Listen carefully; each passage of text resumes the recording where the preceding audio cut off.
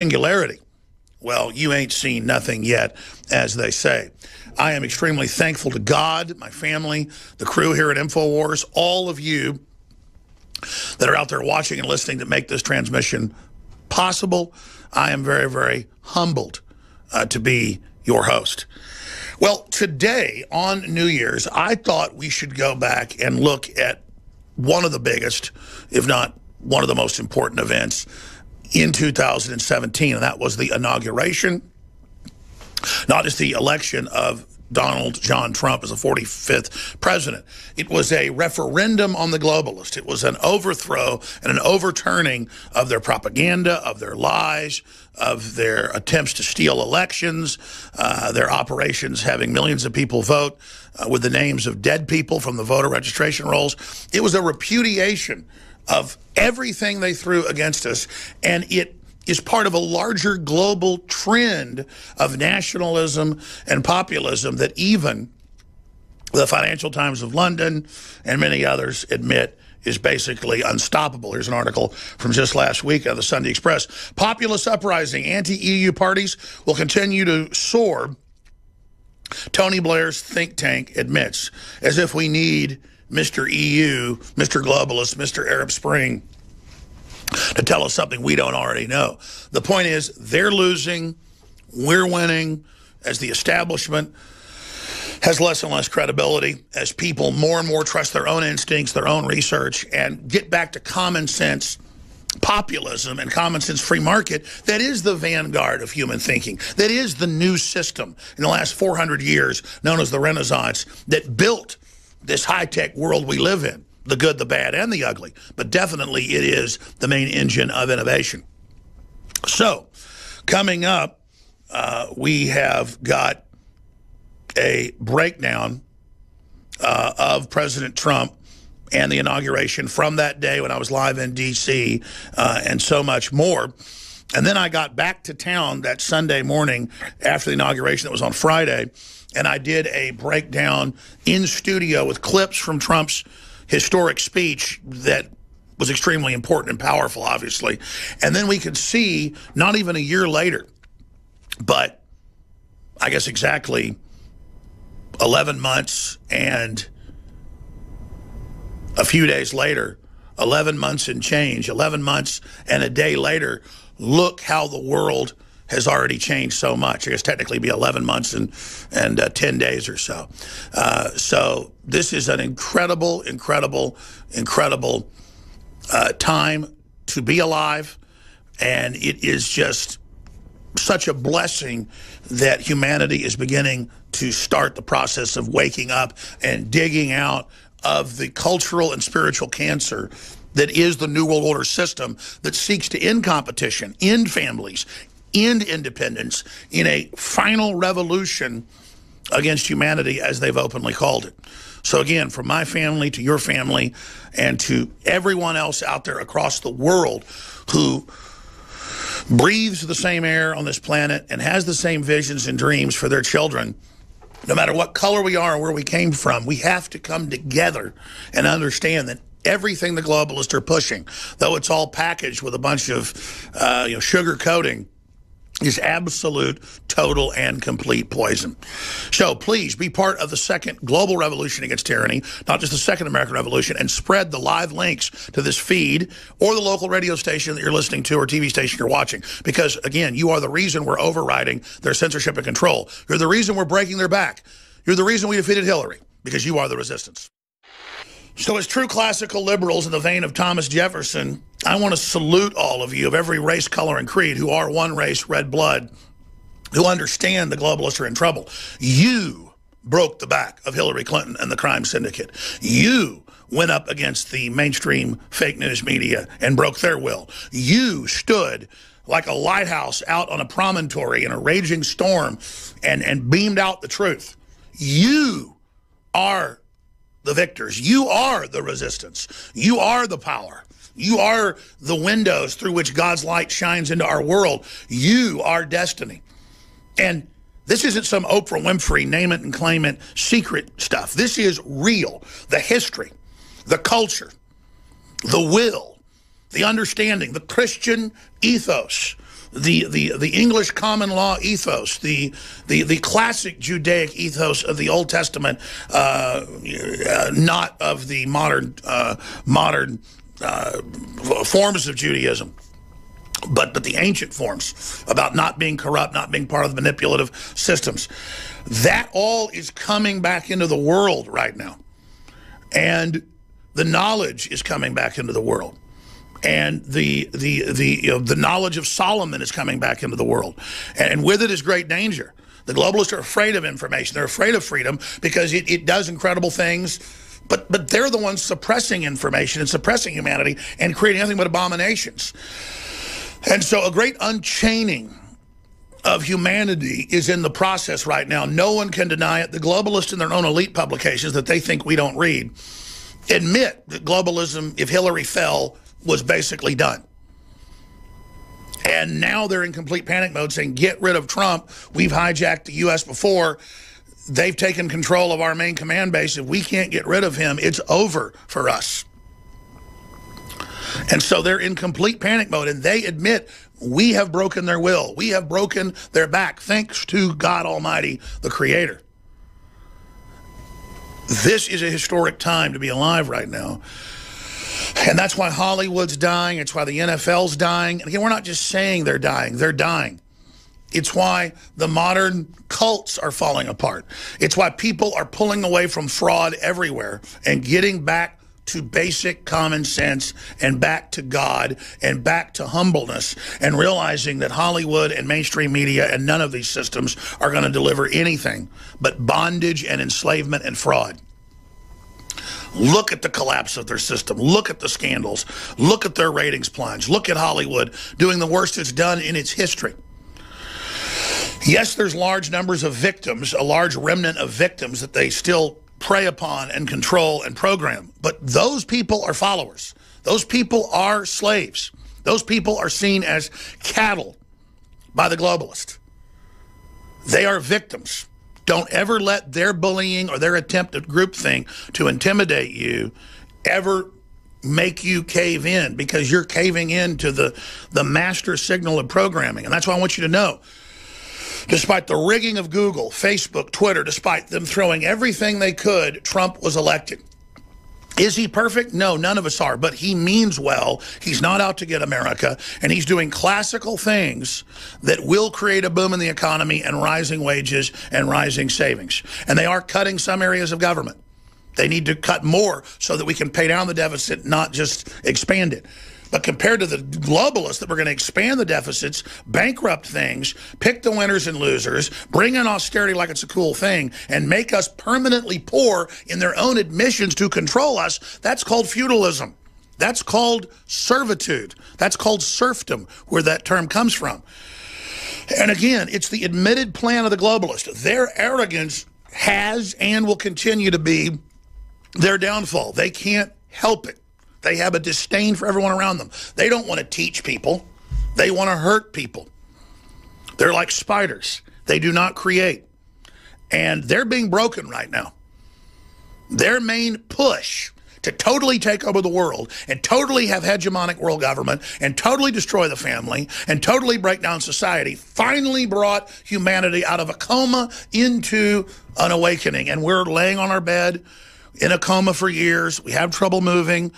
But our focus is coming back. Our memory is coming back. We're now getting up from the bed as they attempted to get us to lay back down and, take their poison culture back. But we're now pushing away towards the doors, out towards the front porch, out towards the sun and the beautiful vista God has prepared for us out there, out leaving this filthy, fetid coffin.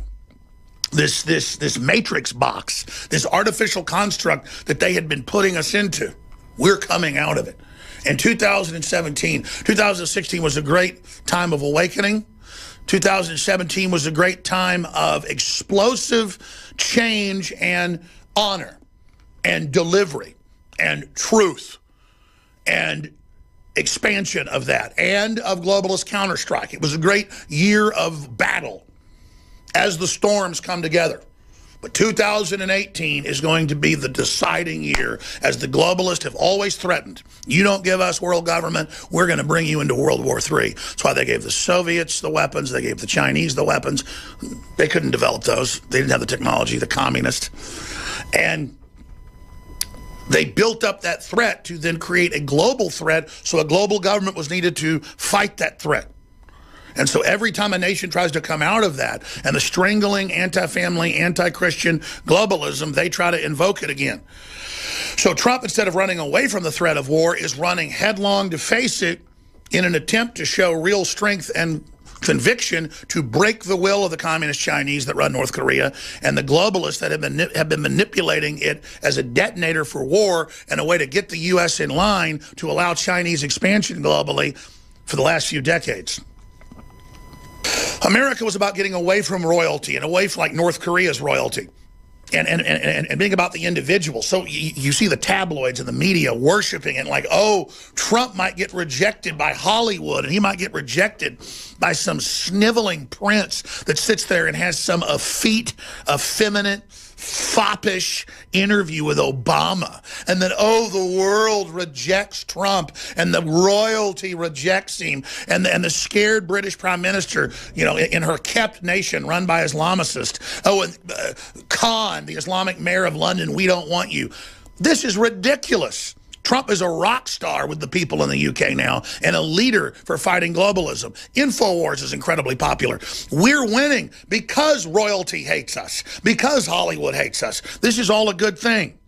I've had invitations from the highest levels of globalism, highest levels of rock and roll, all of it. And I just don't even accept them anymore because I'm just not part of it. Even if they're halfway decent people, the whole system they represent is a giant rotting carcass.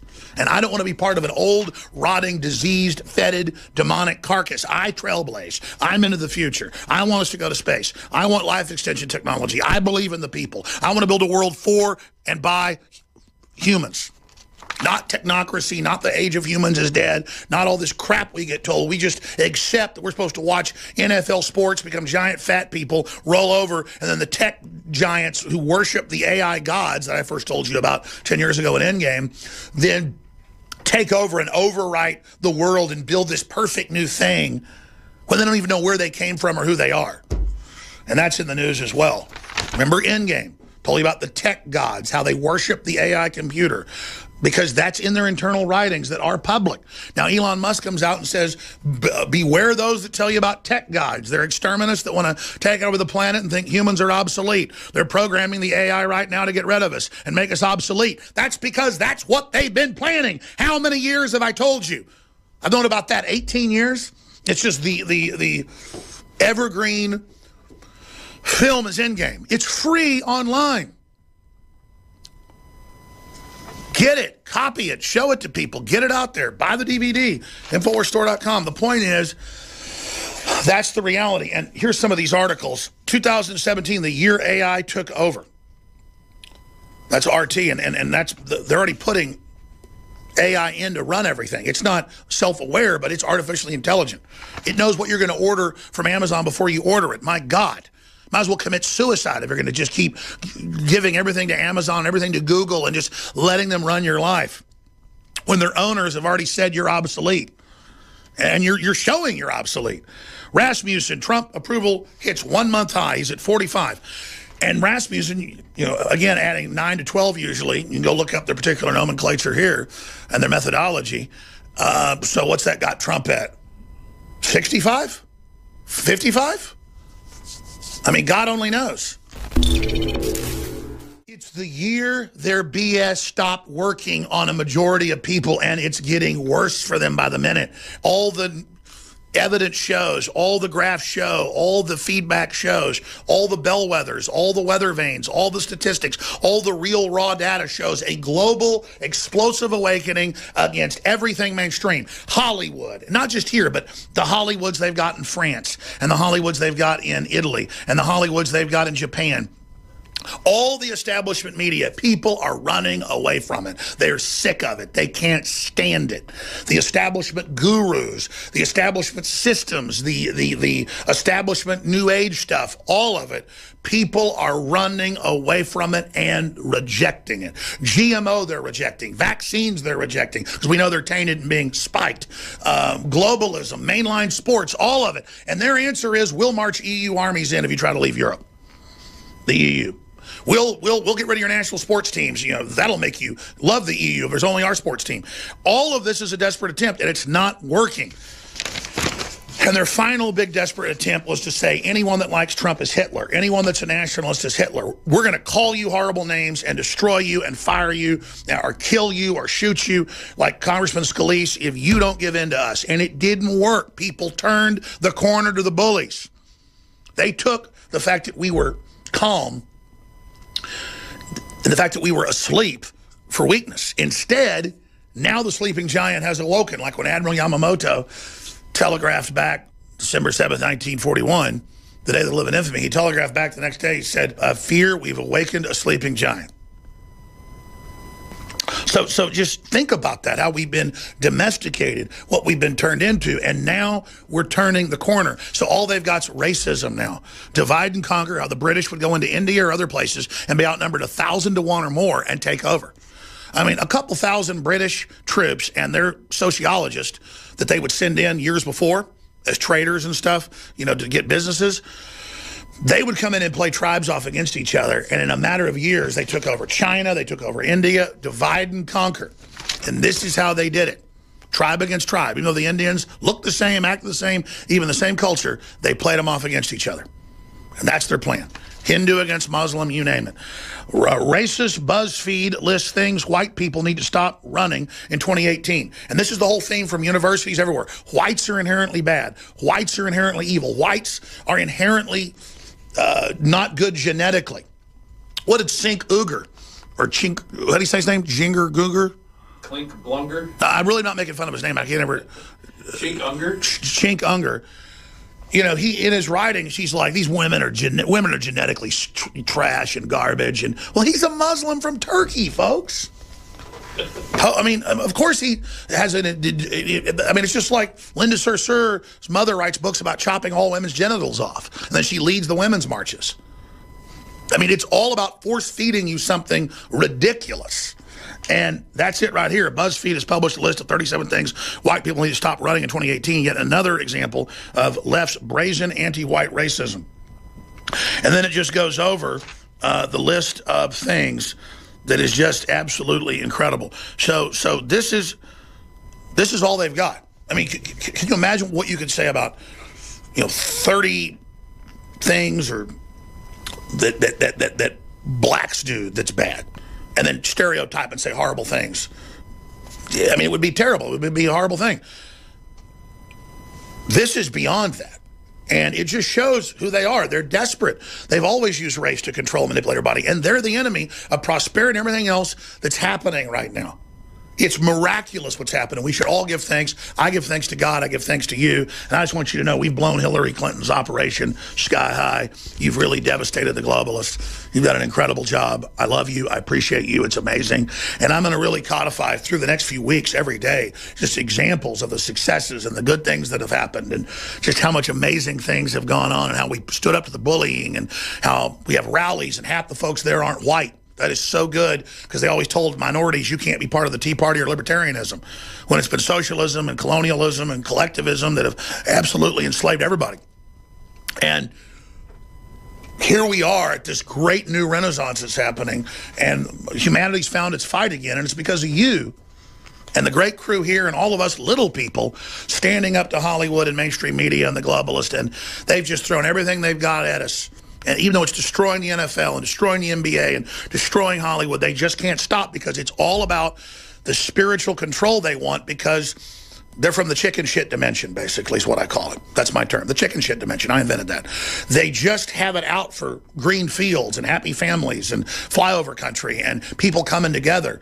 That's the will of evil, is to take things over and then destroy it and they wonder why they're so desperate, why they're so unhappy, why things are so terrible. If they could just pull down somebody that they think's better than them, then they would be somebody. And they're really projecting that. They're trying to pull themselves down, because if they weren't ugly before, they have become spiritually and physically ugly, because they have gone into an economy of envy and an economy of class warfare that even conservatives and libertarians claim we're not trying to be part of, but that permeates everything. And then sometimes you have to fight that culture war with its own symbols, even though you realize that you're even playing into it at a certain level, but there's an equation where it does more good than bad, because you can't even communicate to people at a zombie level unless you enter into that paradigm of the false left-right system. But the truth is, we're all children once. We all have hopes and dreams. We all have amazing ancestors from one point or another. We wouldn't be here.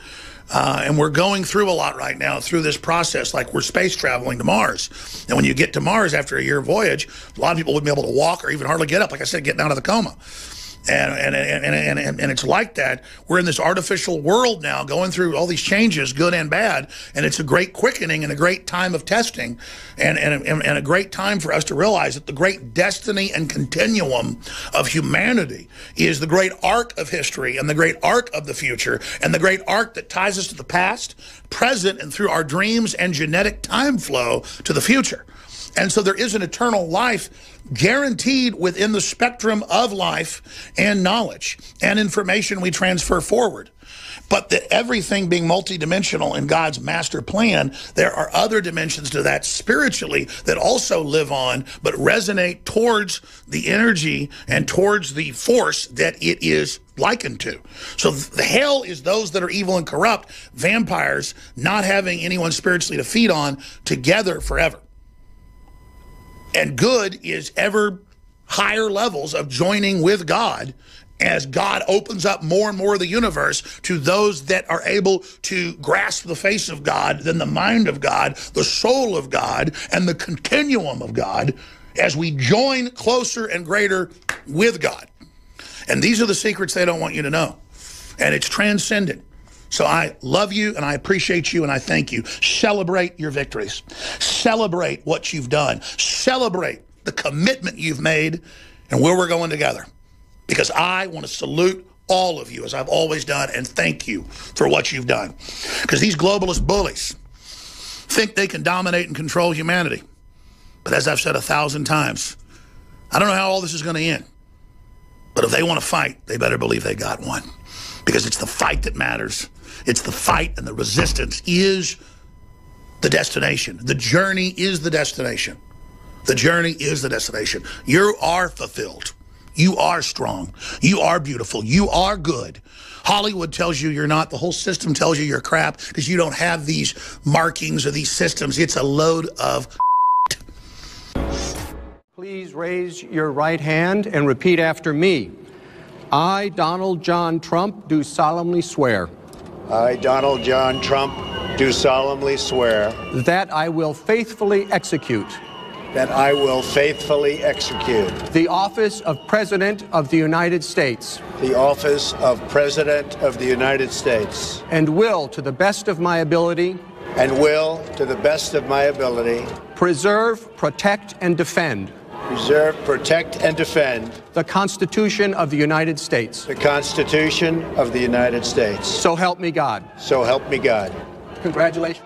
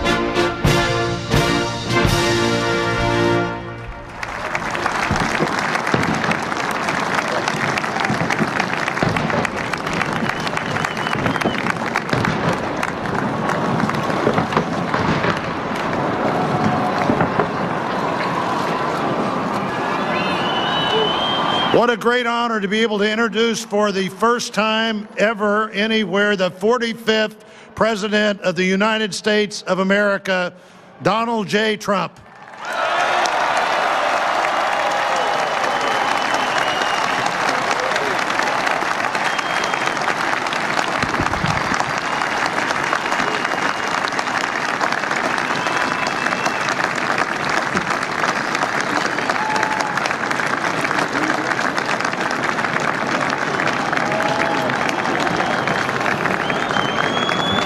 Chief Justice Roberts, President Carter, President Clinton, President Bush, President Obama, fellow Americans, and people of the world, thank you.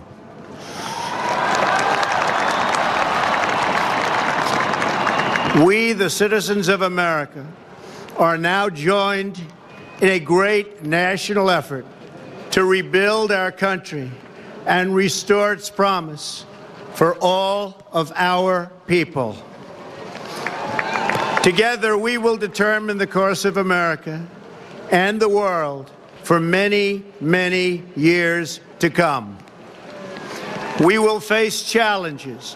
We will confront hardships, but we will get the job done. Every 4 years, we gather on these steps to carry out the orderly and peaceful transfer of power.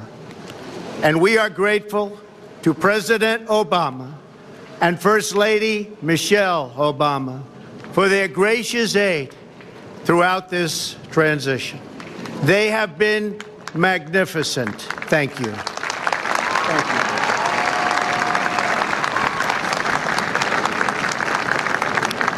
you. Today's ceremony, however, has very special meaning, because today we are not merely transferring power from one administration to another or from one party to another, but we are transferring power from Washington, D.C., and giving it back to you, the people.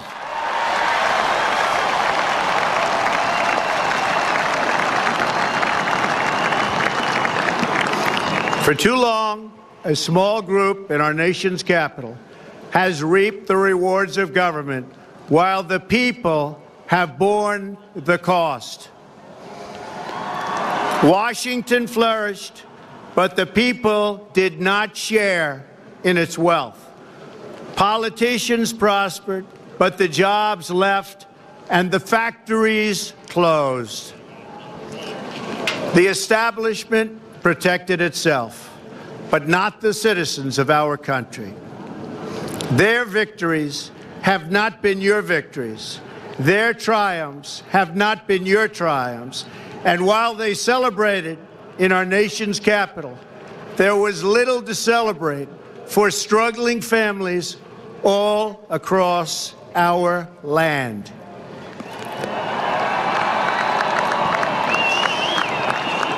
That all changes starting right here and right now, because this moment is your moment. It belongs to you.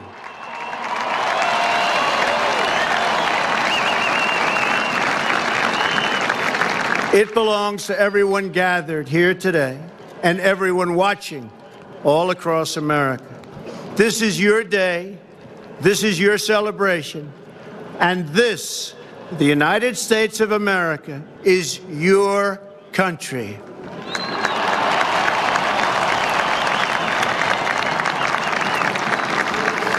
What truly matters is not which party controls our government, but whether our government is controlled by the people. January 20th, 2017 will be remembered as the day the people became the rulers of this nation again.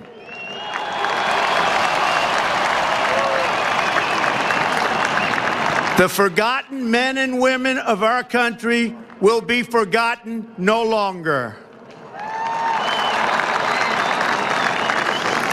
Everyone is listening to you now. You came by the tens of millions to become part of a historic movement the likes of which the world has never seen before. At the center of this movement is a crucial conviction that a nation exists to serve its citizens. Americans want great schools for their children, safe neighborhoods for their families, and good jobs for themselves.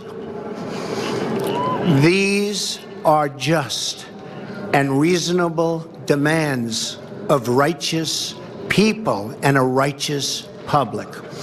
But for too many of our citizens, a different reality exists.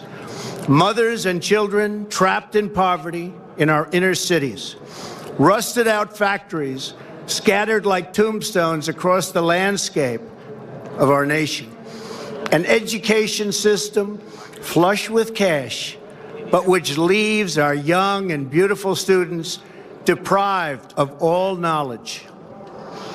And the crime, and the gangs, and the drugs that have stolen too many lives and robbed our country of so much unrealized potential.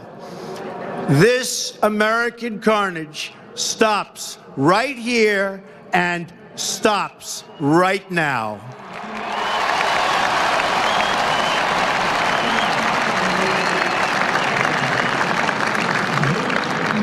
We are one nation, and their pain is our pain. Their dreams are our dreams, and their success will be our success. We share one heart, one home, and one glorious destiny. The oath of office I take today is an oath of allegiance to all Americans.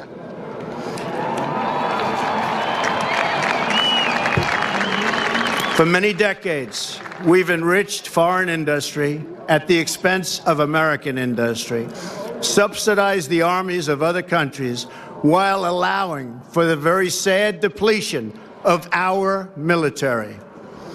We've defended other nations' borders while refusing to defend our own.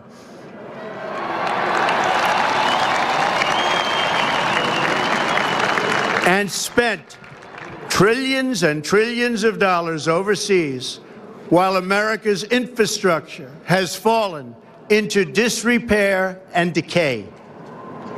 We've made other countries rich while the wealth, strength, and confidence of our country has dissipated over the horizon.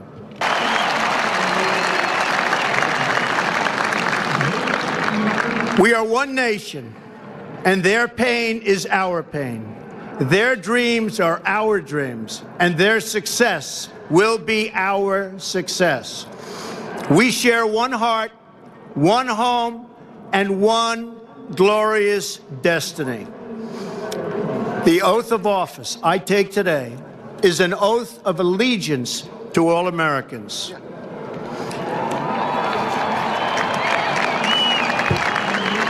For many decades, we've enriched foreign industry at the expense of American industry, subsidized the armies of other countries while allowing for the very sad depletion of our military. We've defended other nations' borders while refusing to defend our own.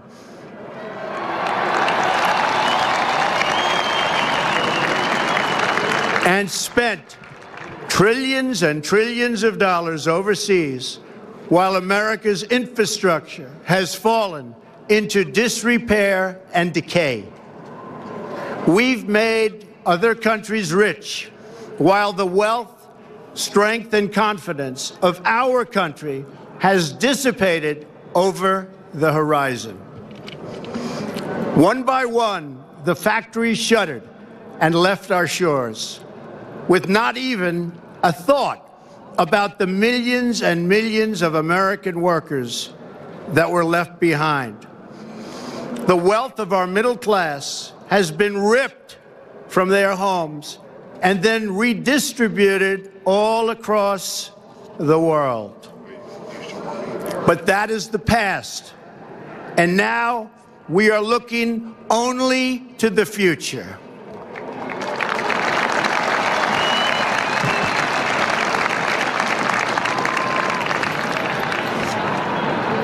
We assembled here today are issuing a new decree to be heard in every city, in every foreign capital, and in every hall of power. From this day forward, a new vision will govern our land. From this day forward, it's going to be only America first. America first.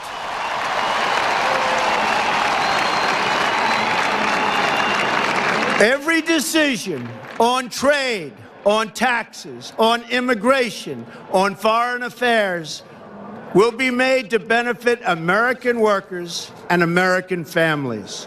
We must protect our borders from the ravages of other countries making our products, stealing our companies, and destroying our jobs.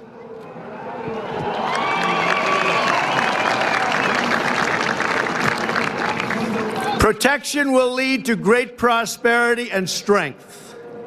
I will fight for you with every breath in my body, and I will never, ever let you down.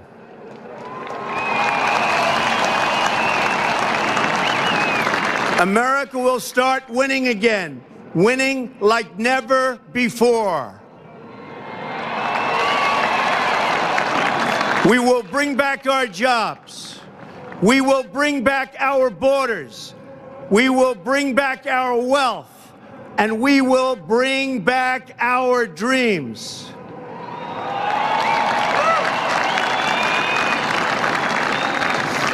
We will build new roads and highways and bridges and airports and tunnels and railways all across our wonderful nation. We will get our people off of welfare and back to work, rebuilding our country with American hands and American labor.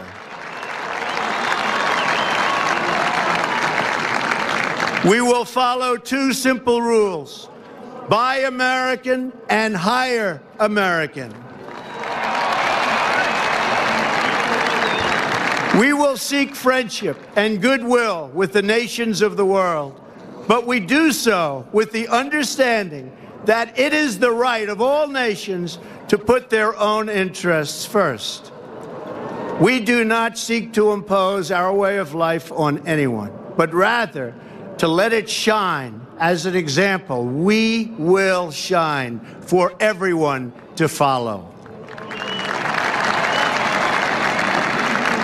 We will reinforce old alliances and form new ones and unite the civilized world against radical Islamic terrorism, which we will eradicate completely from the face of the earth.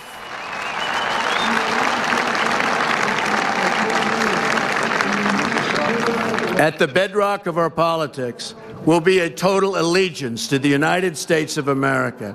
And through our loyalty to our country, we will rediscover our loyalty to each other.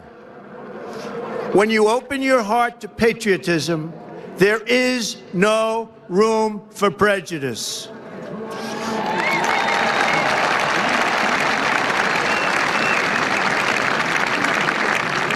The Bible tells us how good and pleasant it is when God's people live together in unity. We must speak our minds openly, debate our disagreements honestly, but always pursue solidarity. When America is united, America is totally unstoppable.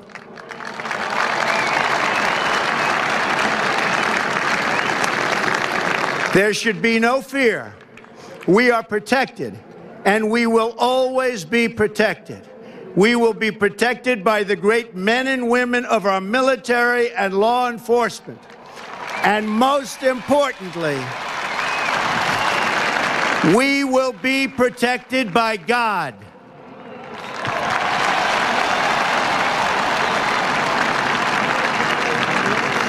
Finally, we must think big and dream even bigger.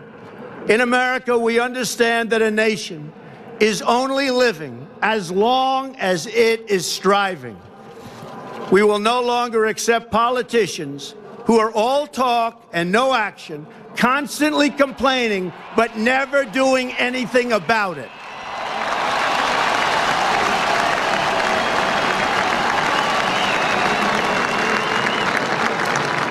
The time for empty talk is over.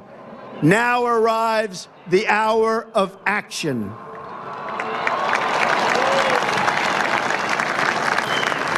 Do not allow anyone to tell you that it cannot be done. No challenge can match the heart and fight and spirit of America. We will not fail. Our country will thrive and prosper again. We stand at the birth of a new millennium, ready to unlock the mysteries of space, to free the earth from the miseries of disease, and to harness the energies, industries, and technologies of tomorrow. A new national pride will stir our souls, lift our sights, and heal our divisions. It's time to remember that old wisdom our soldiers will never forget, that whether we are black or brown or white, we all bleed the same red blood of patriots.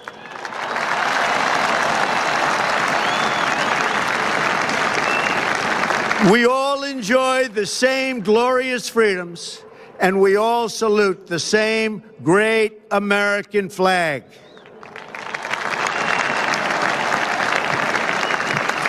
And whether a child is born in the urban sprawl of Detroit or the windswept plains of Nebraska, they look up at the same night sky, they fill their heart with the same dreams, and they are infused with the breath of life by the same almighty Creator.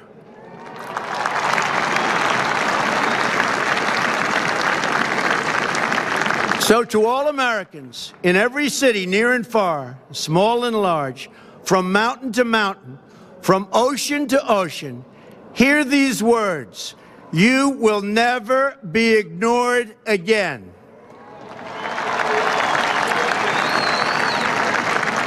Your voice, your hopes, and your dreams will define our American destiny. And your courage and goodness and love will forever guide us along the way. Together, we will make America strong again. We will make America wealthy again. We will make America proud again. We will make America safe again. And yes, together, we will make America great again. Thank you, God bless you, and God bless America.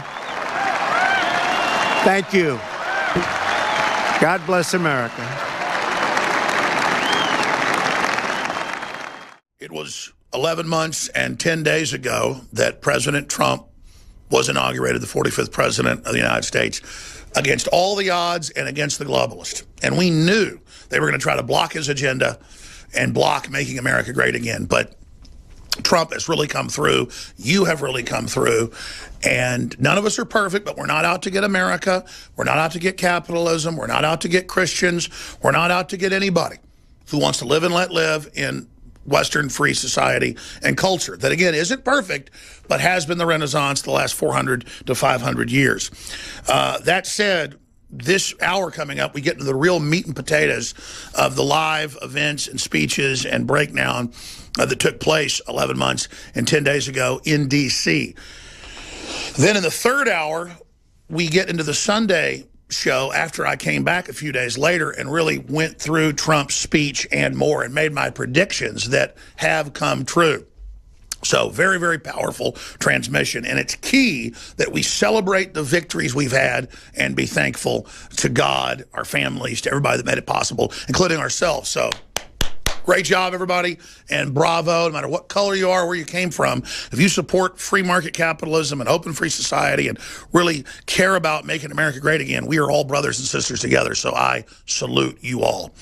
That said, I don't plug quite enough to fund our operation the way we need to.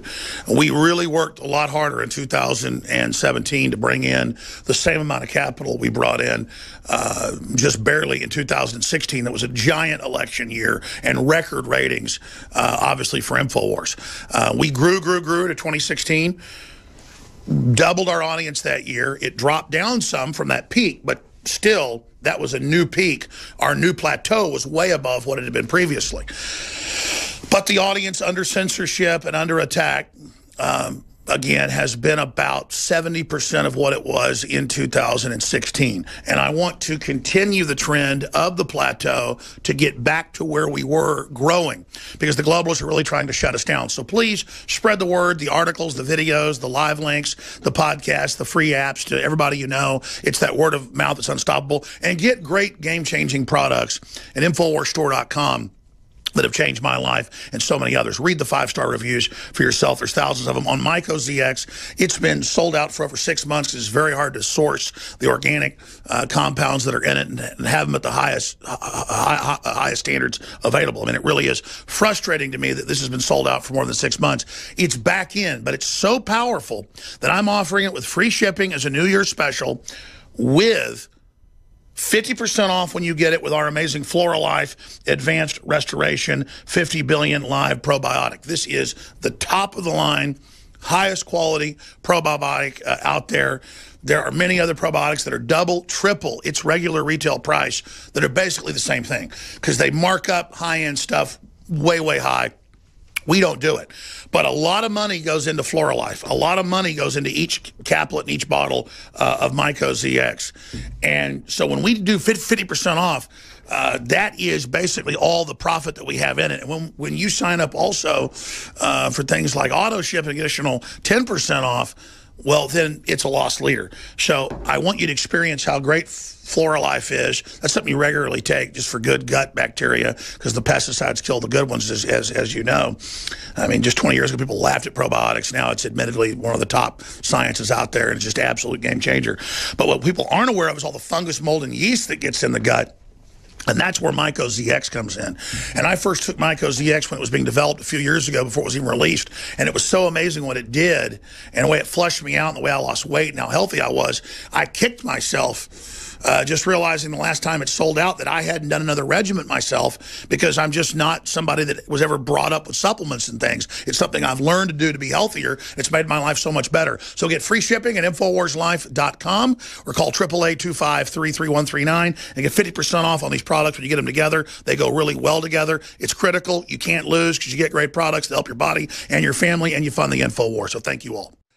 Joining us now is Alex Jones from Washington, D.C. Alex? Well, thank you, David. Yes, it's an amazing print. I'm shocked that the guy's a listener, a big fan, and very famous. He's the official, guy that does it for the Republican Party. And, of course, the famous drawing of Ronald Reagan with a cowboy hat, that's him. But that's a side issue. I'm just going to take over here for about 10 minutes and hand the baton back to you guys, and I'm going to come in later in the 14-hour marathon broadcast with you guys. First off, let me just take a deep breath here and break down what just happened here today. Undoubtedly, this was providence. This was American destiny being invoked. This was Trump declaring the birthright of this republic that George Washington talked about, and that providence that started back in 1776. He invoked it. It was so historical, and I knew they were going to invoke it. It just came into my mind, and I knew, even though he hasn't given the speech, and I haven't talked to Trump about this, I knew what was about to happen, and I said, I've got a tweet that they're going to re-invoke the birthright. I could just feel it, because that's really what this is. And then the media was asking me, even the New York Times had seen the tweet, they said, did you talk to Trump? And how did you know it wasn't a speech somebody else did? And I said, no, this is Americana. You understand, we're reading the same book. It's the same spirit. So I will tell them when I'm talking about with Trump, the spirit of America. Can you feel it rising? Trump feels it. He knows it. He loves it. And he wants to serve the people and empower the people and have America be incredibly wealthy again and empower the globe. Back when we had 50% of the world's wealth just 30 years ago, we were sending more money to countries than we are now and more industry. Now all we send is corporate globalists are monopoly men. They do not want us to be prosperous. And so the message we heard in this speech has been my message for over a decade. I mean, longer than that. But this is Americanism versus globalism. So Trump isn't reading from my sheet of music. It's the sheet of music that's reality. And that's why it's so similar. What I say on the show, than what you hear Trump say later. Okay, and yes, Trump obviously does listen to the show. He told me. But let's just move past all that. What really matters here is that the people are so awake. I mean, I'm not kidding. Every second person I walk by is a listener. I mean, it is blowing my mind. You've seen the live feeds. The amount of young people, the amount of teenagers that are listeners. This is indicative of the huge, incredible awakening that is happening on a planetary scale, not just here. So make no mistake, this revolution against globalism is something that belongs to the people. And Trump said that. This revolution is about you. You are what empowers it. You are the future. And we're going to get out of your way and let you have your destiny, have your dreams. And we understand America's special in that destiny, and that as America goes, the rest of the world goes. Washington envisioned all of this in his farewell address. He saw all this in Providence, in a vision. And now it's all come true. The enemy knew that. So that's why they always invoke the occult. Invoke, don't talk about God or Christ. Don't talk about Providence. Don't say, you know, America is great and all this stuff, to demoralize us not to have this birthright. It's why they teach you in school how horrible, you know, the idea of American providence and manifest destiny and all of this is, and talk about the problems and crimes associated. There's problems and crimes associated with any humans or any movement, but overall, the greater destiny to defeat tyranny worldwide and to stop a great evil in the future. And I believe it's going to be this republic in the future that defeats the entire world government, anti-human, eugenics-based technocracy system. So we're here. This is a giant victory for humanity. It is massive. And looking at Michelle and looking at Obama up on the Jumbotron, when they were seeing the Star Spangled Banner, Obama, with that arrogant, smug feeling that he's better than everybody, looked like he was dying. He had a fake smile. Michelle was frowning the entire time, because these are cult members who were put in power by the globalists so that they could help destroy the country and divide the nation. They are absolutely evil and want poor people not to have a future. That's why he goes to Africa and says, you can't have cars or air conditioning. Because he is literally there to hurt poor people across the board, and they needed that face, though, as their cover to carry it out. Donald Trump right now is making hundreds of phone calls a day trying to get jobs into Detroit, trying to get jobs into Atlanta, trying to get jobs into all these places in the Midwest as well. Very, very, very exciting stuff is happening. This is just an incredible time to be alive, and I cannot stress to everybody how historical this is, because everything the New World Order's done has been designed to bring this country down, because they can't have a big, free, open, wealthy nation state with a big, fat middle class, upwardly mobile people inside this impoverished, anti-human world government system they're establishing. The American system is too much competition for them. They admit that in the white papers. The British government 200 years ago wrote they couldn't compete with the American system. And again, the British now are throwing off globalism. They're throwing off these monopoly systems. So this is an incredible time to be alive. It is an amazing time to be alive. And it is, quite frankly, so humbling and stunning, the fact that we go through these crowds of people of every race, color, and creed, who are all just humans with red blood. This is breaking the will of the media that's trying to create racial division and trying to say that if you're not a white person, you can't, have guns or private property or a future. You don't have the American birthright. You don't have a future of wealth. That's your enemy. That's racist. This is a cult programming to make people poor and make them the slaves of the globalists, who all over the world will play different groups off against each other. If it's Ukraine, they'll play Catholic off against Orthodox. Or it's a country in Africa, they'll play the Christians off against the animists or the Muslims, or vice versa. It's all divide and conquer, because the elite are destroying nation states and trying to make us poor. So America died, basically, in the last few years. It was a globalist program. Bush's and Clinton's behind it, with criminal elements of the intelligence agencies. But America isn't just a person. Sure, a person doesn't get resurrected unless it's Jesus or Lazarus. But a country can come back from the dead. And America began to come back from the dead in the last few months, and now has come back to life. The phoenix is coming up right now, and how powerful that phoenix is, how incredible that destiny is up to us. We are what breathes life into the spirit, it into us, and the enemy knows everything's energy. You see, forget all the religious books and all the stuff you can hear from the preachers who are there to control the paradigm. The enemy wants to destroy our spirit, make us feel weak, so we don't take our birthright and destiny.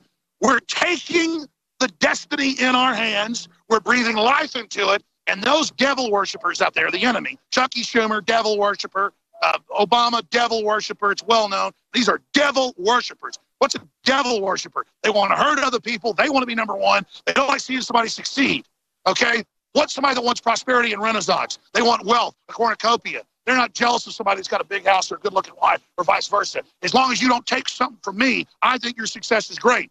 These people are devil worshipers, and what happened today was the chief executive invited God back in and said, the door's open, and then said to the people, the door's open now to you. If you want this birthright, if you want goodness, we've all got to be good. We've got to come together, and we've got to, whether you're black-haired white people, if you're white-haired black people, whatever, we got to come together about issues that we stand for and what we believe in and transcend all the control. The media pushed way too hard with all the race garbage. Now they're saying he's a Russian spy. Now they're saying they've got communiques with him and the Russians. And that literally now he tells, it's not just Maxine Waters, it's the New York Times now says that Putin actually told him Hillary was crooked. That's right, America. You can't have your own ideas. You can't have a strong leader. The Russians are the reason Trump got elected. And everything comes from the Russians. Everybody knows that's BS. Nothing against the Russians, but we, America invents a lot of stuff too. We come up with a lot of stuff. Yeah, I mean, give me a break. You don't think we can't come up with crooked Hillary? Hell, somebody with a lobotomy can come up with that. Gotta be that smart to come up with a crooked Hillary. So this is history happening right now. I want to skip this network break, and David Knight and the crew can pop in whenever they want here. But I'm going to go get settled down in an office and just take a shower or something and just get on my knees and pray to God. I'll be honest with you, I want to get in a room by myself and hit my knees and start crying because this is so good. But I'm telling you, man, the evil's going to strike back. We got to be watching them. We got to be ready. But we know who they are. We know their plan. And I got to say it, it's been InfoWars. It's been InfoWars and you, the people. And our analysis has led the way as the blueprint battle plan to blow the hell out of them. I'll tell you, people always want me to take credit. I'm a humble person, but we need to take credit just to know what we're doing is working. InfoWars and our guests and myself and you, the listeners, the eyes and ears on the ground, and Matt Drudge and all of us together are the InfoWar. We are the blueprint and the operating system that just kicked the New World Order's ass. We got it. It's America 2.0, supercharged, ready, coming, committed. And our spirit, Trump shares 1,000 to 1, and our president's even got the name Trump. So get ready. Yeah. The answer to 1984 is 1776. Hey, who wants to get in here? Hey, you guys feel the energy? Americanism, not globalism, will be our credo. God bless you, sir. God bless you. God bless you. It's okay to love freedom. It's okay to believe. It's okay to be strong. Because here's the deal. We're not just getting hyped up by Trump and then feeling good. We have the tools. We have the means. We have the history. We got the pedigree. We got it all. Everybody here is America. And as long as you see the globalists bring people in, turn them against America, we're going to be able to bring a lot of people in once they're not getting brainwashed as soon as they get here. It's an incredible time to be alive. Go ahead, sir. I'm with Breitbart. What'd you think of the speech here? You really laid the wood to him. He laid the wood to them, but he empowered the people and let them know you are this revolution, you are the victory. And he just brought everything George Washington envisioned back, America 2.0, and just basically rebooted and launched the system. And it came out of there like a fiery phoenix, fire-breathing dragon. The globalists are crapping their drawers right now. This was pure Americana and trailblazing and science and vision and just absolutely empowering this country. Because under globalism, the decision was made to just shut us down and ship it overseas and parlay that into global power so some corporations could play God. But these corporations don't even have a vision or a spirit. It's just a bunch of empty guys up there claiming they're free market when they're not free market. They're about to see real free market. They're about to see the republic get up off of its knees, and it's happening now. America was reborn today. spirituality of the speech? It was a very spiritual speech, unlike a lot of the rally speeches. And I tweeted right before, I said he's going to invoke the providence. He's going to invoke the covenant. And he did it because that's the key. Listen, I didn't even be that much of a religious person until I got deeper in and studied these people. They all understand that they have to get God out, not let us feel empowered, not let us know about America's destiny, not teach what George Washington said. They need to kill that narrative because from their atheist or globalist view, from psychological view, it gives us a culture that unifies us. So they've been killing our culture, and then they've been bringing in this alien culture of everybody hating each other and fighting with each other and trying to bring us down, but then while they suck and sap our energy. So the second phase of slavery just fell today. Humans are trying to progress into the future. That's why they call themselves the progressives. They're the opposite. They're not the progressives. Yeah, exactly. They're regressives. That's what the Jacobin Party was about. And that's what the Democrats were called, was the Jacobin or French Revolution Party. They wanted to regress everything and basically set up their own new tyranny. What you're seeing here is the real Renaissance, and what you're seeing here is the real 1776. And the last thing, sir, the subtext of Senator Schumer's speech about going into battle, was that a call to arms to the left to keep fighting? Yes, he was trying to get everybody to boo him so he could say, oh, I came and I was nice and they were mean to me. But everybody slept through it. Yeah, but everybody slept through it. He was clearly putting the knife in, and like, trying to twist it. People didn't really take the bait. I caught myself trying to take the bait and I went, no, he's trying to set us up. And then it just failed. It was just trying to bring back all this open old wounds. And swing and a miss? Yep. Big miss. Yeah, Donald Trump had a grand slam today. And Chucky Schumer, or Chucky Scammer, I mean, it was a total foul ball. He failed. Thank you very much, sir. All right, thank you so much. Still on here. All right, yes, sir. God bless you. Anybody else want to get on radio? Here, sir, come on in here. Sharp dressed fella. All right. What's your name, sir? Marshall McGill. We'll talk about it. Here, take over. Hey, you know what? Today was the beginning of something new. We've been waiting for this for a long time. And, the most important thing I saw today was that our president is putting back America first. We've been compromising. We've been putting everybody else second. We didn't want to hurt anybody's feelings. We were politically correct. And today our president says America has nothing wrong with any other country putting themselves first. But we're going to put ourselves first. And we're going to focus on building our inner cities. We're going to focus on building our rural areas out west. We're going to be focusing on education. And most of all, what I got today was that our president says we're going to put God first. That's right. And the Bible says in Proverbs 14 and 30 that righteousness exalts the nation and sin brings it down. That's it. He brought the power back in. There you go. We can't do anything without God. And when we put God first, nothing will be impossible for us. So the most important thing it is today, out of all the different agendas and so forth, was putting God first. And if we seek God first, everything else will be added to it. So I'm encouraged today that we're starting over. I'm encouraged today that we're putting God first, and I believe this nation is going to see a quick turnaround. I'm not talking about years and years, but we're going to see the first year seems like he's been in office 10 years because God's hand is going to be on it. You watch what God does. Stay there. I want to continue. Listen, it's not mumbo jumbo. They were very serious about the speech, but I could feel it when I was going in there. I said, I feel like Providence, and he's going to invoke God and bring God back in and ask us to accept God in, and that will just like fill the vacuum and push all this evil out. I mean, you take God out, evil pours in. You can feel it. Yeah, absolutely. It's about who you pursue. And wherever you pursue and wherever your aims are, that's where your energy and the power is going to come from. And we put God first, like we're doing today. It's just the beginning. It's not light is going to happen, but when we begin to pursue God, somebody said one time, if you can't run, walk. If you can't walk, then crawl. And if you can't crawl, just look that way. And when you turn your eyes that way, and God, He looks at us. Pretty soon you can crawl. There you go. Then you start walking. Then you start running, and then you begin to see changes. And I really believe that today America has woken up. And you know what? Regardless of what your political party is or what you believe personally, morally, or whatever, but the fact is that we have to embrace democracy. America spoke, America won, and America has its country back.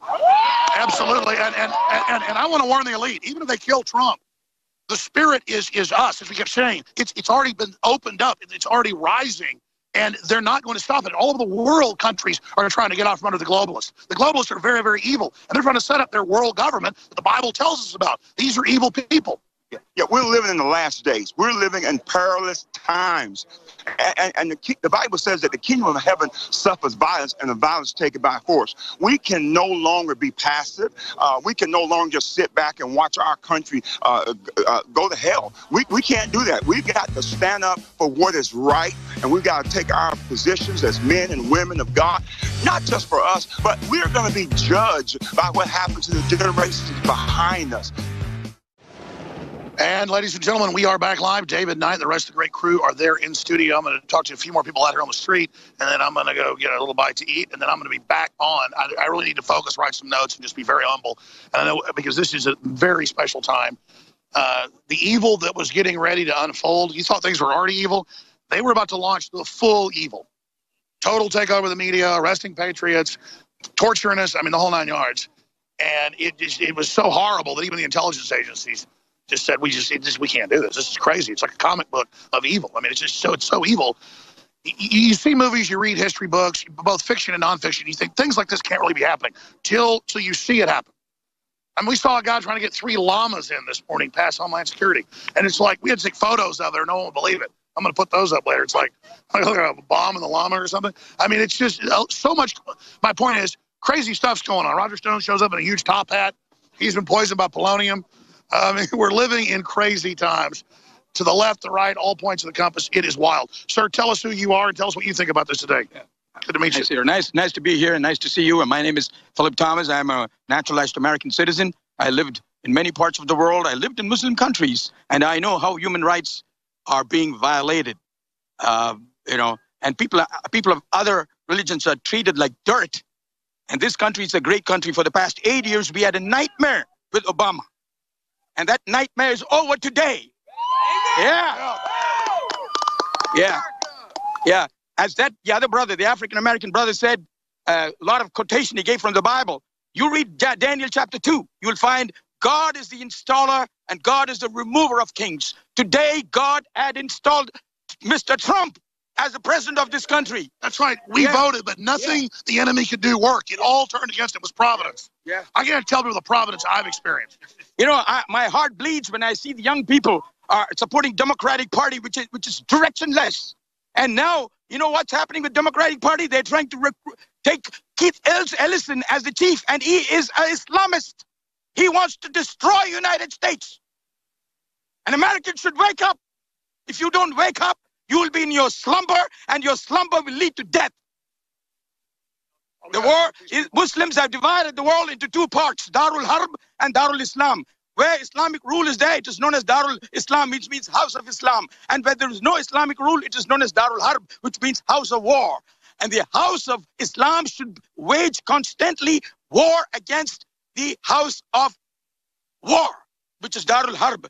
Now, America is considered as Darul Harb by the Darul Islam, and they are waging a war against us. Jihad is the weapon they are using. Could you believe, though, that in Europe and here they actually sold out, and Brennan, as the head of the CIA, is a hardcore Wahhabist? Yes. And that this has been put up with? Yeah. And so we have to be careful, and Alex Jones is doing a great job. I've been watching his videos on YouTube, and my son who lives in India always calls and tells me, don't forget, don't neglect Alex Jones' views. It's very important, and it will save America.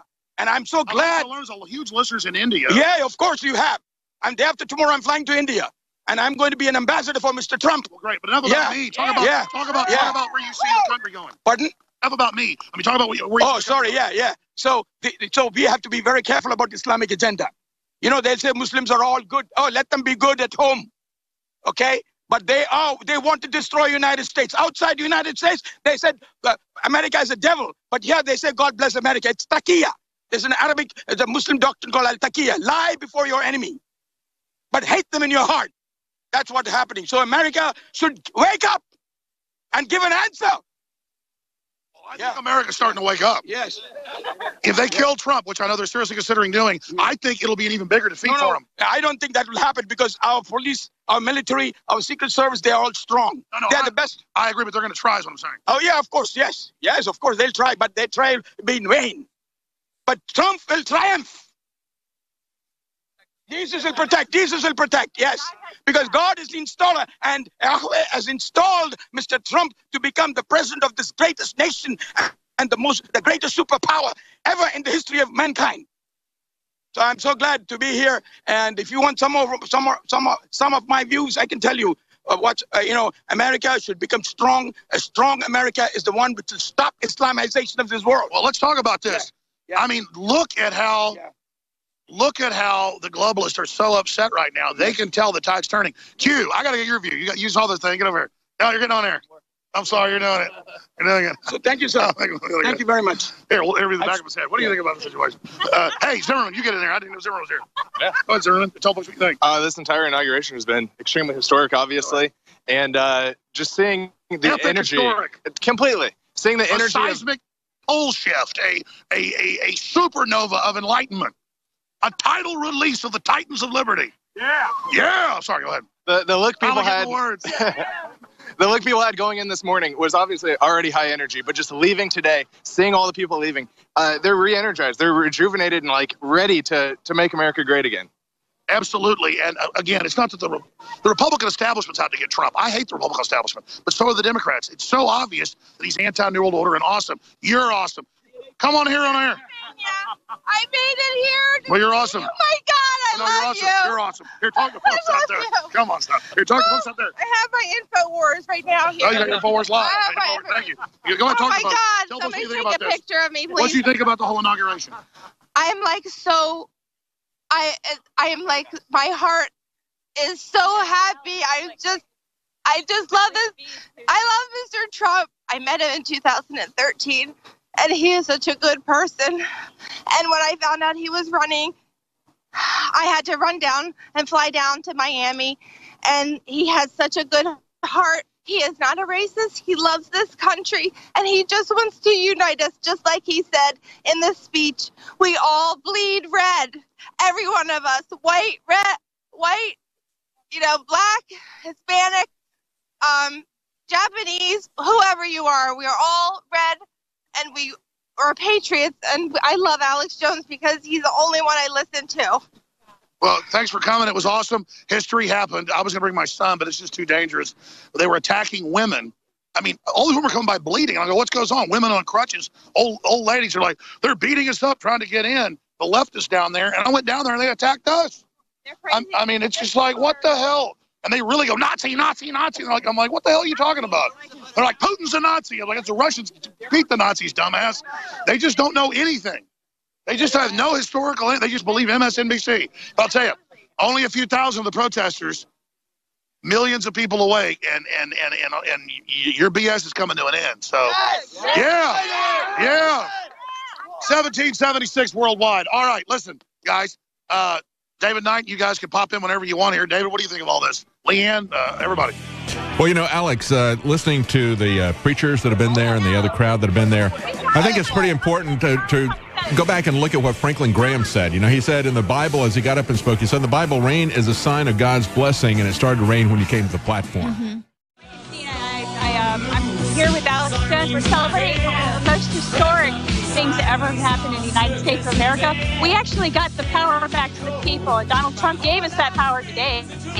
And God blessed us. God blessed America. God blessed Donald Trump today. And I just thank God for you, Alex Jones, for helping to wake so many people up. You don't realize how many people you touched. I've been listening to you for over a decade and been following the truth. And God bless you for... Well, it's very humbling. Thank you. But God bless you guys for being involved and not letting the media bully you into your submission. Ladies, who wanted to talk from Pennsylvania, great job. Thank you. Thank you. Great job. Stop, please stop. God bless you. I'll tell you this, I'm going to say this to these ladies.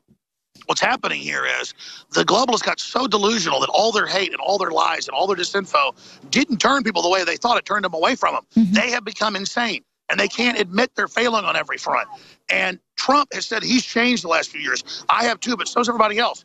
It's like the 100 monkey thing. If you want to not believe in spirit or sixth sense, that's been proven, it's that they'll have like an island with monkeys 20 miles away, the same species. And as soon as a certain number of monkeys on one island learn something, they don't know why, suddenly the other one's 20 miles away learn it.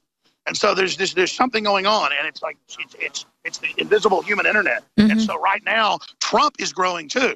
And Trump is, imagine all the stuff he's getting hit by in the discernment. Mm-hmm. And he's asking God for providence and to lead God and direct him. Imagine what he's going to be given. Just as George Washington grew with all the discernment he was given.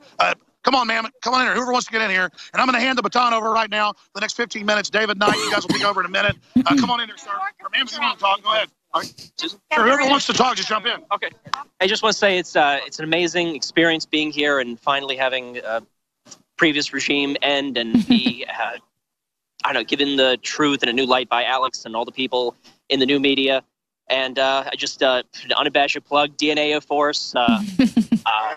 Buy a True Selenium. Please buy the products. They're fantastic. And, I know you don't plug enough. And so just buy and support the freedom. We're crushing the old stream media, and it's a new dawn. It's a new era. It's exciting. I can't believe it's over. And I like that, the old stream media. Trump, it's the era of the people. It's the era of a new America. So. Beautiful, brother. Okay. Beautiful. All right, guys. Anybody else? I'm going to hand the baton back to our crew. All right, run on in here. Come on in. I'm a college student. I just want to say, it's been incredible to watch how much the political landscape has changed in the last couple of months. Just being able to express yourself has been something that we've been unable to do because as soon as you say something, you're labeled, you're attacked. And it's a way of controlling our speech. And it's a way of controlling us. And it's just been amazing to see that shift change. And it's important that young people start to get involved and we start fighting back against this political correctness that has completely destroyed academia. I mean, it's been another nightmare. I mean, it's meant to destroy free thought, absolutely.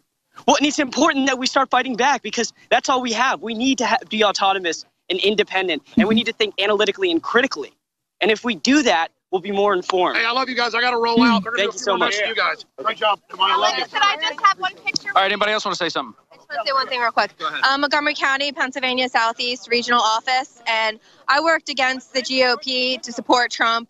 There were a lot of people that were just not on board for Trump where I work, and it was all volunteer. We grassroots Pennsylvania, so good job. Anyway, PA for Trump. Yay. All right, thank you. Anybody else they want had to to talk? work against people in their own party.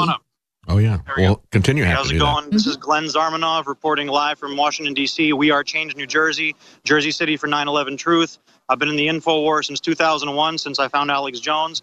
Of course, I was already awake to 9/11 Truth before that because I'm a 9/11 eyewitness. You can please check out my YouTube channel, Glenn Zarmanov, GLENN ZARMANOV, and you can find the 5 terabytes that came out in 2010, declassified from NIST, that they withheld intentionally, 5,000 gigabytes of previously kept secret videos and photos from 9/11 that proves the whole thing is an inside job. Before we had speculation and conjecture, now we have 5 terabytes. Please check it out, Glenn Zarmanov. Thanks, Glenn. Hey guys, I'm running low on batteries to maybe like 2 more people, and then we'll have to end it. But here's another fine fellow who came up. Here you go, sir. Oh hi, I'm Will Cody. I was just walking down there from the rally, right, coming over here, and these Antifa guys, or I don't know what, they're wearing black, had like bandanas on, all black. They're carrying a big flag, like a hammer and sickle on it, and they spit on me, it's just terrible. Like they're all radicalized there. People are terrible. They're disgusting. All right, man. Thanks a lot. Wow. It looks like the crowd has dissipated as soon as Alex Jones walked off. And so I'm going to throw it back to you guys. I'm running low on battery anyway. This is Rob Dew reporting from just outside the Capitol's right over there. And that's where they swore in Donald Trump as the 45th president of the United States. We've got some live footage here. They're already clashing with police. This is Fox News showing tear gas being fired at people and protesters attacking people because, we cannot have a peaceful transition of power if these brats don't get their way. Well, they do whatever they want. These are the children of Obama. These are people who, like Obama, don't respect the democratic process. He didn't get what he wanted from our elected representative, so he just did executive orders. These people don't get what they want out of the election, so what do? They take to the streets, they attack people, and call it free speech. No, it's not. Let's call it what it is, okay? They're setting fire to a crowded theater. This is what these people are doing, and they need to be shut down. And so this is back and forth. Canisters being thrown. Protesters just threw it back at the police there. I guess they deployed some to disperse the crowd. But obviously things are already getting wild. The parade hasn't even started, and they had been planning these protests to go all along the parade route today. Of course, there's about 8,000 people participating in this parade, with all of these Antifa people here on the sides. And of course, Donald Trump said he was going to be handing the power back to the people, but I don't think he meant these people. The key thing, and this is a report that's up on InfoWars.com, and we're going to show you this clip of this in just a moment. Alex Jones said what they're doing here is the D.C. police, who are really under the control of President Obama, These people have been standing down and allowing this to happen with the protesters. And that's what you need to understand. They have taken a non-confrontational viewpoint to allow this to happen. Mm-hmm. They want this to happen. The mainstream media is going to run with this and say, look at this. We have a divided America.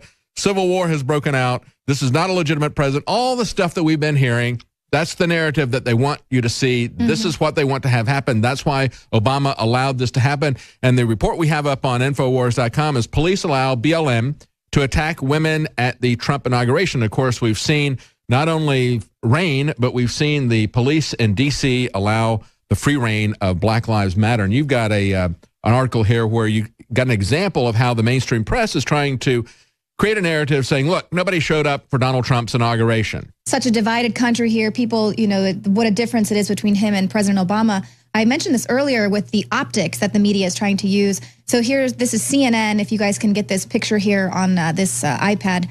So they say the inaugural crowds, Trump's versus Obama's. He campaigned on the huge crowd sizes, but the turnout for President Trump's inauguration appears to be smaller than that of his predecessor.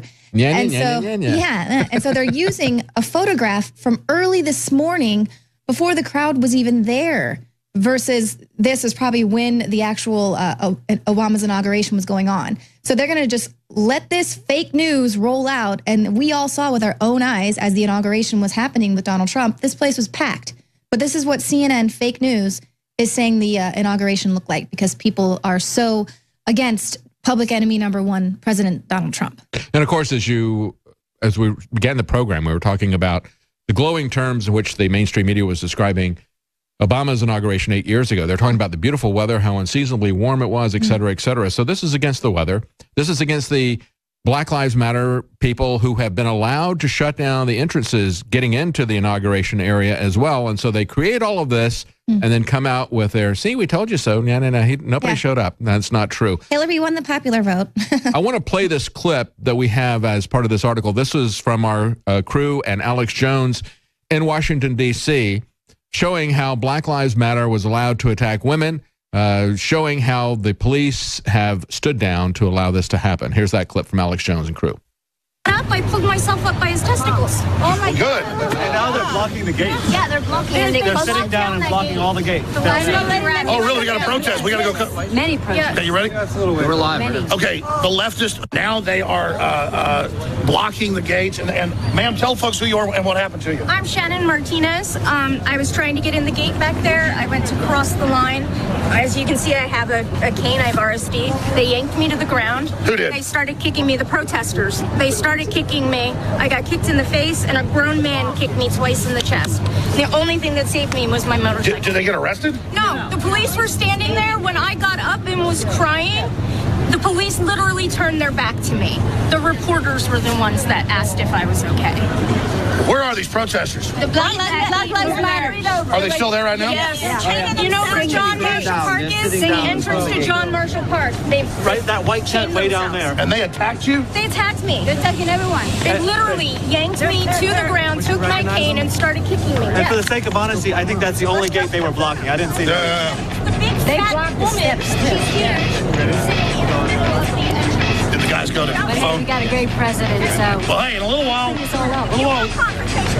Okay, I'm going down there in a minute, yeah.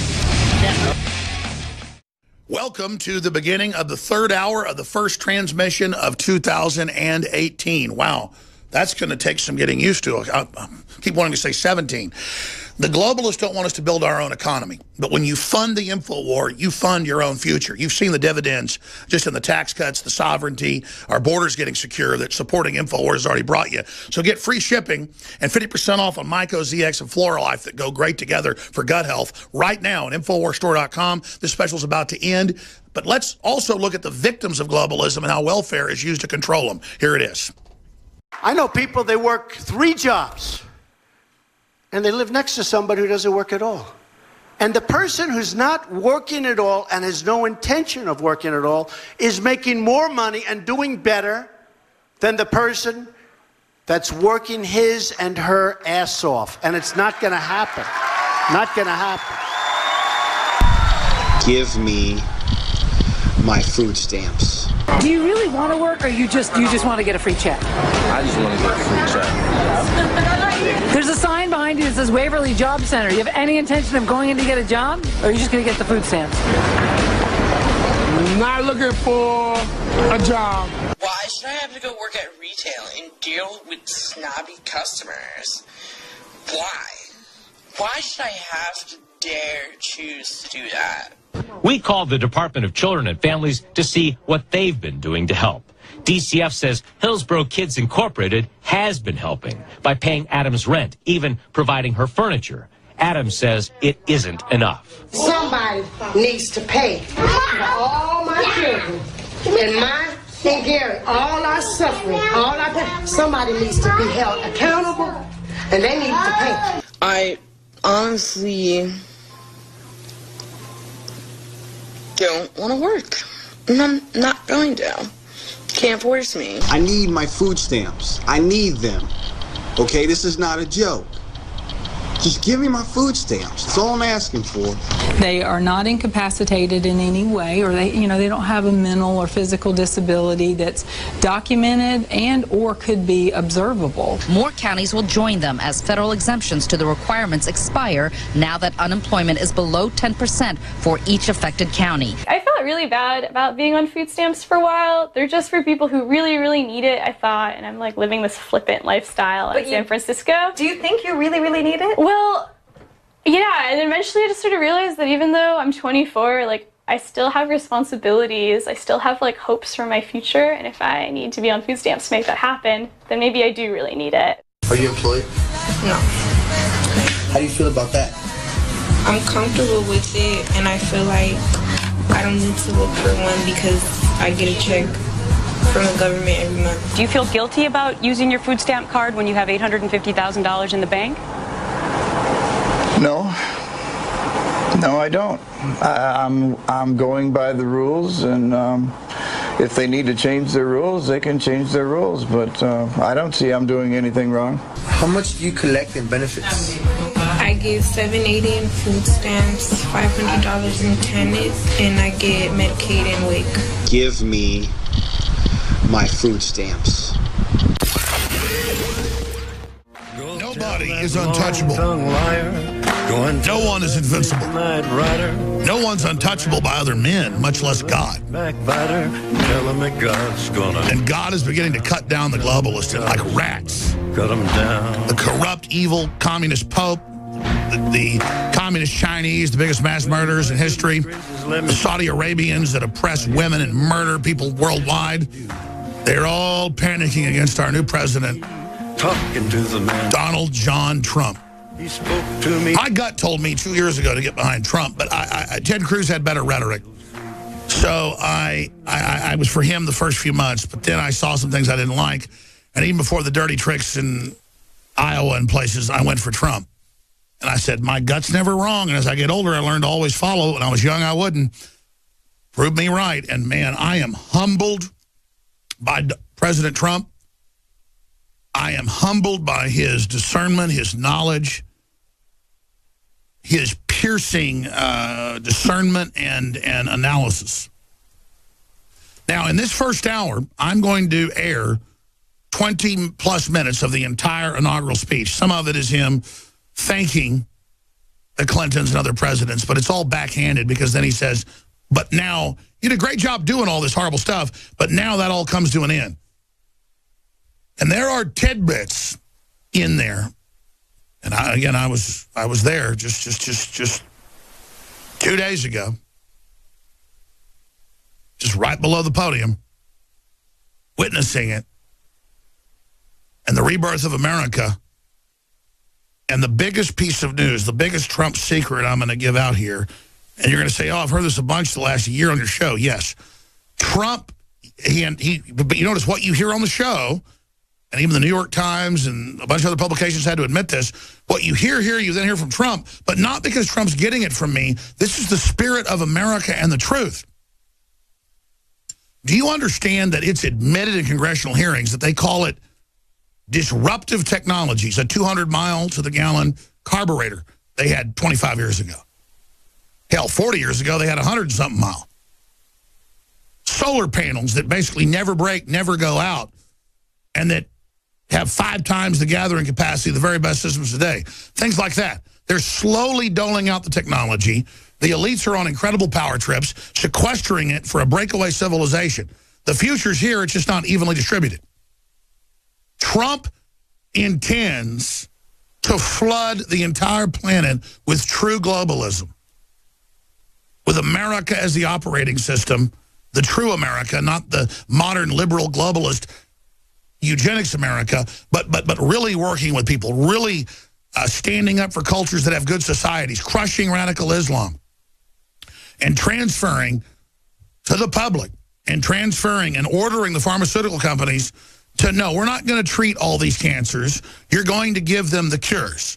And when I say cures, some people individually won't respond, but they've got stuff that's 99% effective. The elites are getting it. It's how they're living to 110, 115.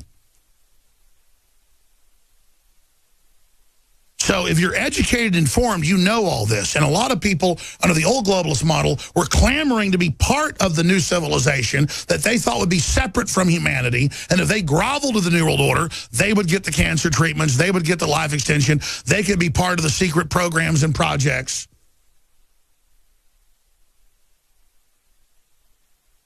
That I guess those on Elysium would have access to. That's not happening now. If Trump has his way. The biggest secret of Trump is that he intends to turn loose all these disruptive technologies and to actually let partners have them and to work with Russia and others that also have advanced technologies, because he knows a deal was made to let China take over with economic warfare and let them control the system because they'd proven themselves evil, killing over 100 million of their own people. So our elite went to work with China, just like they admit in the last month. I told you months ago, they'll plan on China propping up world government, China to save this collapsing system. And then they come out in the news in hundreds of publications, communist China to save the New World Order and to defeat Trump. See, our own media siding with people that oppress their own population. People ask, especially intelligence agencies and military and others, they go, how does Jones know this? I had the New York Times walk up to me and say, you had to talk to Trump. I talked to you. I said, yeah. You tweeted that Trump is going to declare the new American century and godly providence and invoke God and take the birthright. Did you talk to him? And I said, I'm not going to comment because I just talked to him that week. I said, I didn't talk to him about that. I looked at that New York Times guy who was just empty-souled, an intellectual, smart, but empty-souled. And I said, it's the spirit, like the sixth sense, the ether, the brain's internet. I said, this is the destiny of America that people 500 years ago in England and Germany and the Netherlands and France envisioned in their minds, this whole future. Hell, 200 years ago, they were envisioning biometrics computers. They drew the double helix before an electron microscope was invented. They knew it. That's how beautiful humans are. And Trump knows that and wants to empower people, not enslave them. He feels small when you're small. The elite are so small, they feel good when you're down in the ditch, poor, a peon. So they're all over the news saying he's destroying the American-run world government, the New World Order. It's not American-run. They used our power, our ingenuity, our system to build it and to destroy it. They build their world government while they destroy us. And they don't deliver any of the promises of the new global Atlantis that they got all the loving, smart, hardworking people to join them. They got so many members of my family in the last 60 years who were all tops of their classes or the best in the Army or the best at what they did to join them, believing they were there to help poor people, believing they were there to deliver technology, believing they were there to really do all this, and it was all a lie.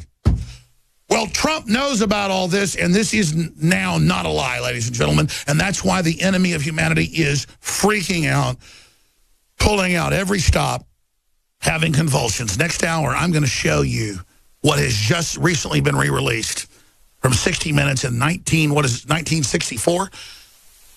Gloria Steinem of Miss Magazine and the whole feminist movement admitting she worked for the CIA, and the whole plan was to get women to work for the government and to basically end the family. They are so arrogant. They are so evil. This is all coming up in the next hour. Donald Trump's New World Order puts nation over globe. Trump challenge the world order. Trump's new world disorder. Will Trump be the end of the Pax Americana? Trump taking office spells end of the world for 20th century. German F.M. Steinmeier. The end of liberal world order. The liberal world order? I saw them this weekend going, it's the end of the liberal world order. China will save it. He'll save the democratic order, as the Chinese president spoke at Davos. China's unelected. China enslaves its people. Trump was elected. Their world government's anti-human, anti-nation state, anti-prosperity. Let me tell you what Russia's involved in. Russia kicked the oligarchs out about 17 years ago, and I wasn't sure if it was real for a while. And they started teaching Christianity and family and paying people to have kids and paying people to not eat GMO. And they say they're stopping the vaccines and they're going to be the world distributor of non-GMO food. And the light came back in the Russians' eyes all of a sudden. That was an example of the world. I was already doing this before Russia did it. But they didn't get it from me. They just were rediscovering their humanity. And now Trump and everybody else and Brexit and Spain and Italy pulling out of the euro. It's happening everywhere. They're in crisis because their world government was admittedly about austerity and starving people and eugenics and anti-human and was a breakaway civilization where they steal all the treasure of humanity and give it to themselves, not us. So does Trump take me serious? When his top advisors, his generals, you name it, are listeners, you damn well he does. But his discernment spirit already believes it and knows it and loves it. So people ask, do I talk to Donald Trump? Talk to him every day, right here on the air. So get that through your heads, folks, who are freaking out. Yeah, we talk to Donald Trump, the president, every day. You don't have to believe me. Just listen to Trump's speech. We're about to discover the keys to ending disease and death. The keys to hell and death. All of it now manifesting. We're about to discover the secrets of energy in the universe and space travel. You look at his face, he just looks happy but disgusting as he's getting the briefings. Everything he was already told by the top generals and the patriots, sir, we've got everything. They've already got it. They don't know how to deliver it to the people. Well, the answer is export the excess population to space. Give people the technology, give them a life extension, let them know how magic the universe is. Don't keep them diverted with a bunch of NFL and fake culture. You've artificially fed them. Put wind into humanity's sails. And America is not going to just shrink away and not be strong. We're going to be stronger than ever. We've been used to empower the world government. Let me actually start getting to the speech. It'll take the rest of the hour to get to. And in the next hour, guess who was funding? I mean, I already knew this because I checked a few of the groups. I didn't know that 40 of the 52 groups were Soros funded. I said it was obviously Soros. A bunch of women in little pink, purple color revolution hats screaming, F you, white male Alex Jones, go to hell, hope you die. And then saying, but we love you, love Trump's hate.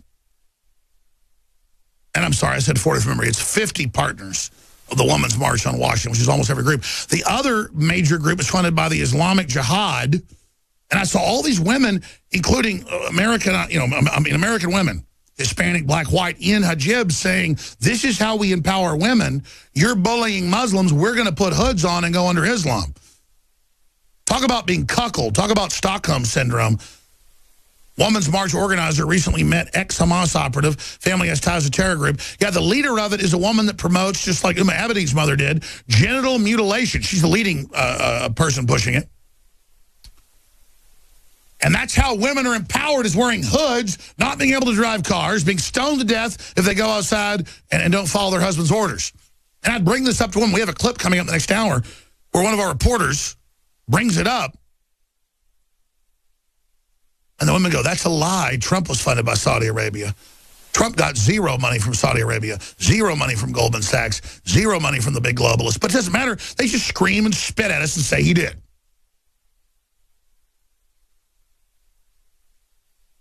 And it's just a bunch of weird corporate-owned. I mean, I love drudgereport.com. Can we punch that up? I'm a woman, hear me roar. It's Gloria Steinem who had a bunch of kids, but she says you shouldn't have a kid. She's proud of abortion, says that's how you prove you're a woman, kill your baby.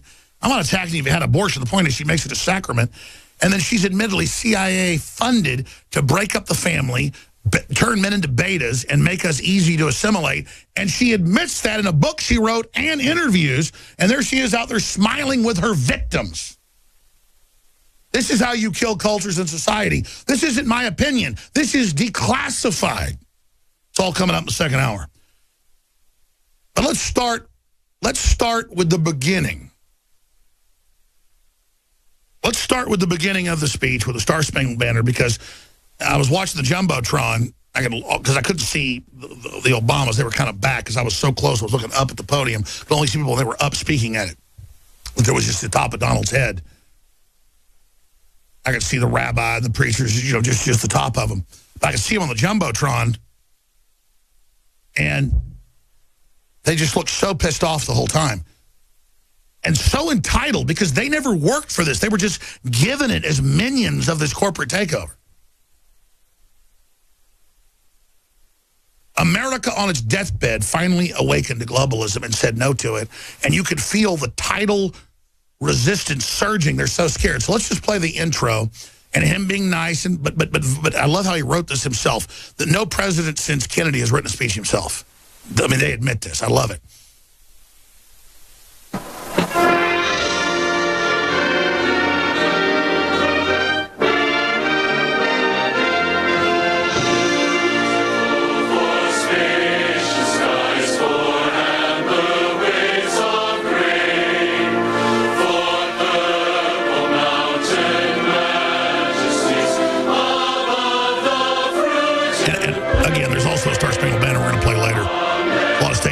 From that, but this is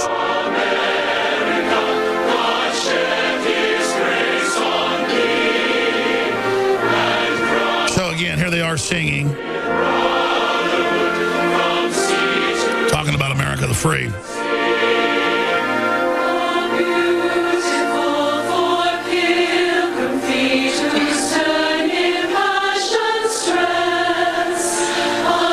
Here they are singing America the Free. And then Trump comes up and he says, oh, you've done an exceptional job. Yeah, raping the country. But now all that ends. And then it gets into the real meat and potatoes. And there aren't words to describe how ultra over-the-top cool this is. Everything he says is dialed into truth. It countermands how America was used to build this tyrannical world government and was designed to fall after it was set up, with all this internal strife and racial strife and strife in the family. And all of that, again, is declassified. All that is admitted. My film Endgame breaks it down. The plan to break down the family, the plan to turn us against each other, the plan to say, don't say you have a mother and father, somebody else might not have it, the plan to destroy free speech. America's not perfect, but the ideal of it changed the world, empowered the planet, invented most of the technologies we have.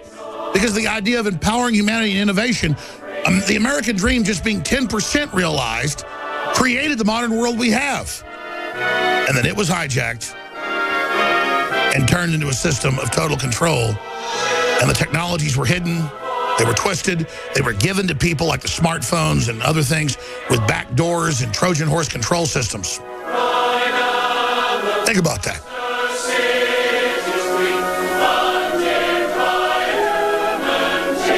And they dumb the public down to where they say, he's rich, he wants us to be poor. No, America's about wealth and empowerment and individual liberty and free association, and that creates incredible wealth. The problem is it then creates decadence. Now, we come back from break. We're going to go right to Trump's speech, and I'm even going to skip the part at the intro to it where he says Chief Justice Roberts and Carter and Clinton and all the rest of them, we the citizens of America are now joining a great nation effort to rebuild our country and restore its promise for all our people. Together we will determine the course of America and the world for years to come. That's true. We will face challenges, we will confront hardships, but we will get the job done. Every 4 years we gather on these steps to carry out the orderly and peaceful transition of power, and we are grateful to President Obama and First Lady Michelle Obama for their gracious and throughout the transition. They have been magnificent. Today's ceremony, however, has very special meaning. We're going to start there. When we come back on the other side, I'm Alex Jones. This is the InfoWar. We're breaking down the secrets that are now being revealed of the real national treasure. It's not a Hollywood movie. What is the American dream? I will break it all down straight ahead. For I alone am your chronicler. Stay with us. Foxconn has the slave nets and the suicide nets is announcing they're going to build factories in the U.S. There won't be slaves there, obviously. That's under Trump. All these other big companies are announcing they're coming here as this accelerates. President Trump has declared a new Declaration of Independence for America against the multinational unelected corporations that have set up a world where it's acceptable for China to have slave factories and have us buy goods.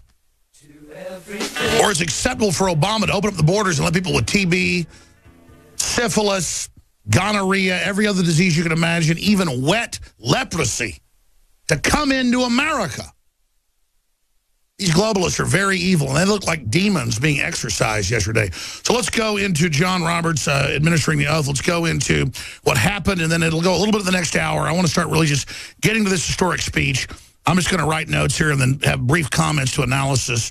But in the next few days, I'm going to shoot a special report where I break down and decode the larger meanings of what Trump's saying. But a lot of it's very, very boilerplate. I mean, it's very, very clear.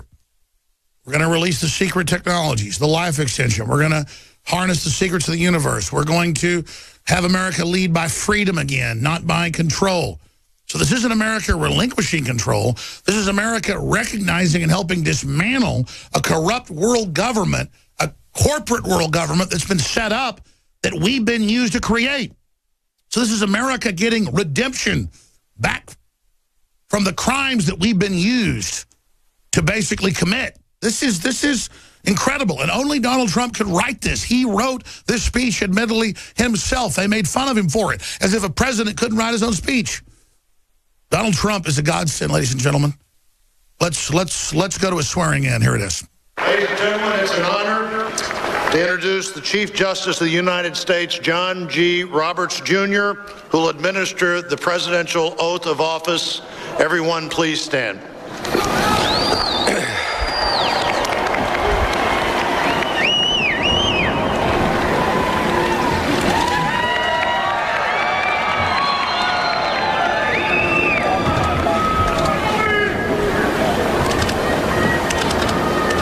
Please raise your right hand and repeat after me. I, Donald John Trump, do solemnly swear. I, Donald John Trump, do solemnly swear that I will faithfully execute. That I will faithfully execute. The office of President of the United States. The office of President of the United States. And will, to the best of my ability. And will, to the best of my ability. Preserve, protect, and defend. Preserve, protect, and defend. The Constitution of the United States. The Constitution of the United States. So help me God. So help me God. Congratulations, Mr. President.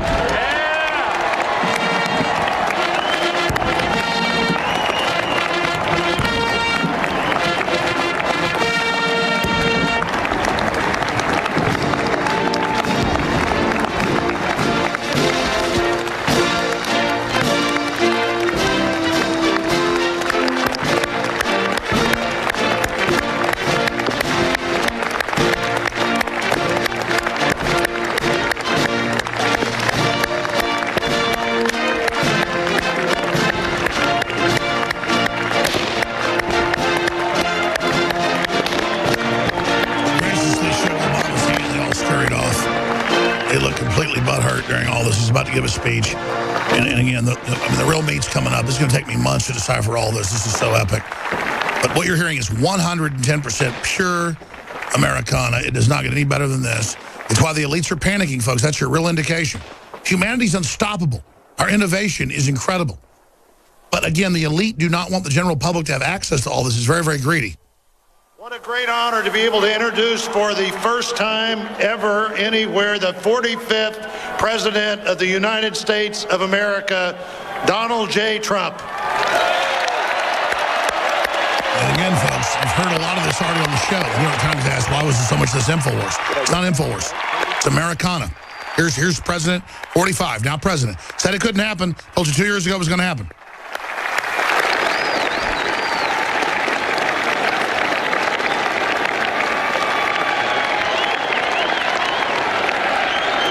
Thank you all, InfoWarriors. Chief Justice Roberts, President Carter, President Clinton, President Bush, President Obama. He does this just to be classy. Fellow Americans. He knows they're enemies. And people of the world, thank you. But he knows the public's somewhat brainwashed still, so he wants to defuse things because they're creating division. But now We, the citizens of America, now he hits them, though. Are now joined in a great national effort to rebuild our country and restore its promise for all of our people. And God's promise. Now, he says every 4 years we gather. We will determine the course of America in the world. And the world for many, many years to come. We will face challenges. We will confront hardships, but we will get the job done. Every 4 years, we gather on these steps to carry out the orderly and peaceful transfer of power. And we are grateful to President Obama and First Lady Michelle Obama for their gracious aid throughout this transition. The truth is they didn't pardon Hillary. They have been magnificent. It was Hillary and Soros fighting. Obama actually set it out. I don't want to give him credit, but I'm going to let you know the inside intel. Obama backed off. Keep going. Today's ceremony, however, has very special meaning because today we are not merely transferring power from one administration to another. Back to the people. Or from one party to another. But we are transferring power from Washington, D.C. and giving it back to you, the people. We the people, folks. This is Americana Reboot. You are witnessing history. Unbelievable. For too long, a small group in our nation's capital has reaped the rewards of government while the people have borne the cost. That's right.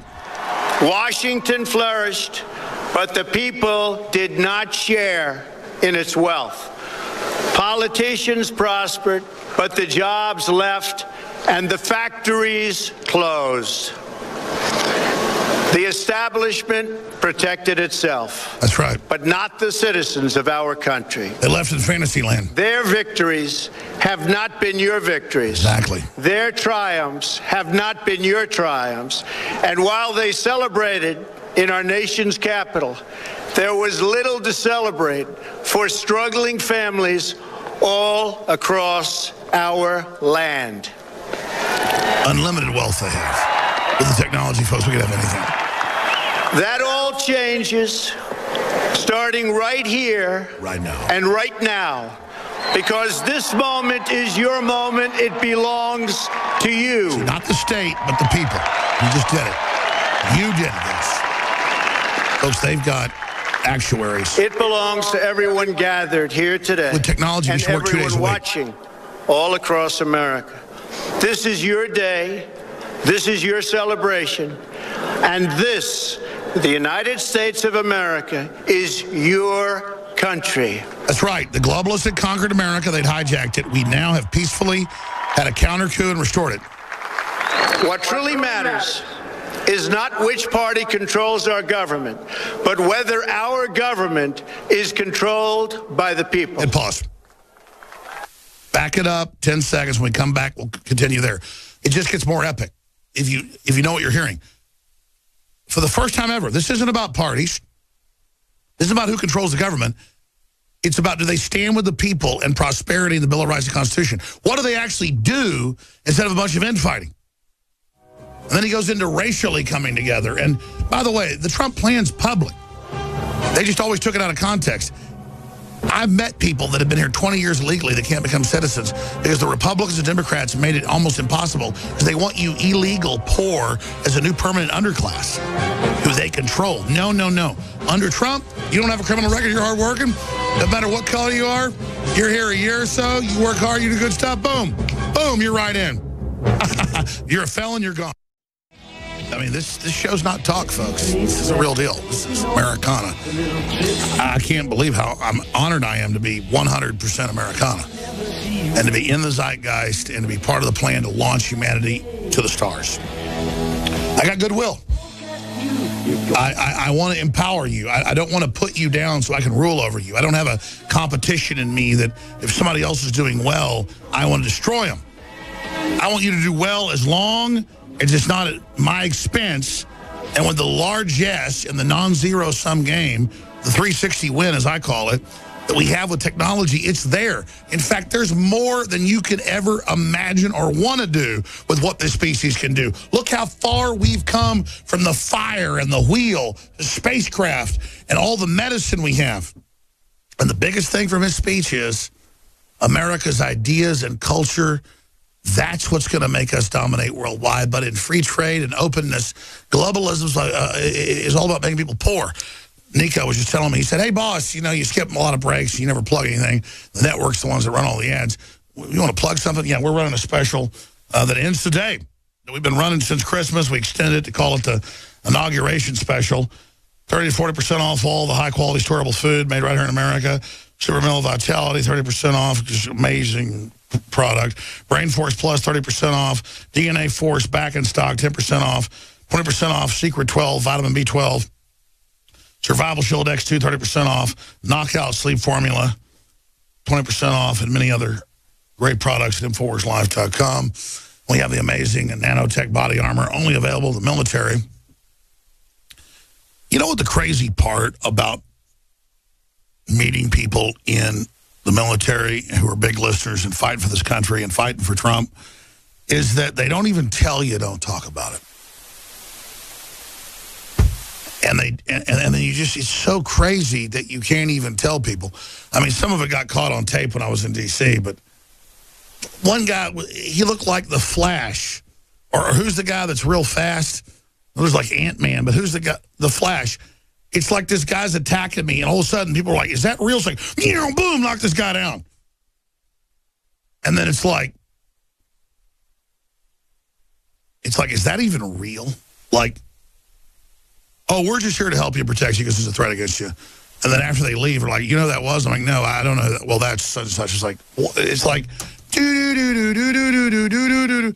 I mean, they are hitting us with polonium and killing people, though, every day. I mean, so to actually watch the real American government come in, like, Alex, you're crazy enough to come down here, watch what happens, and then boom, it's like, I mean, I'm a tough guy, okay?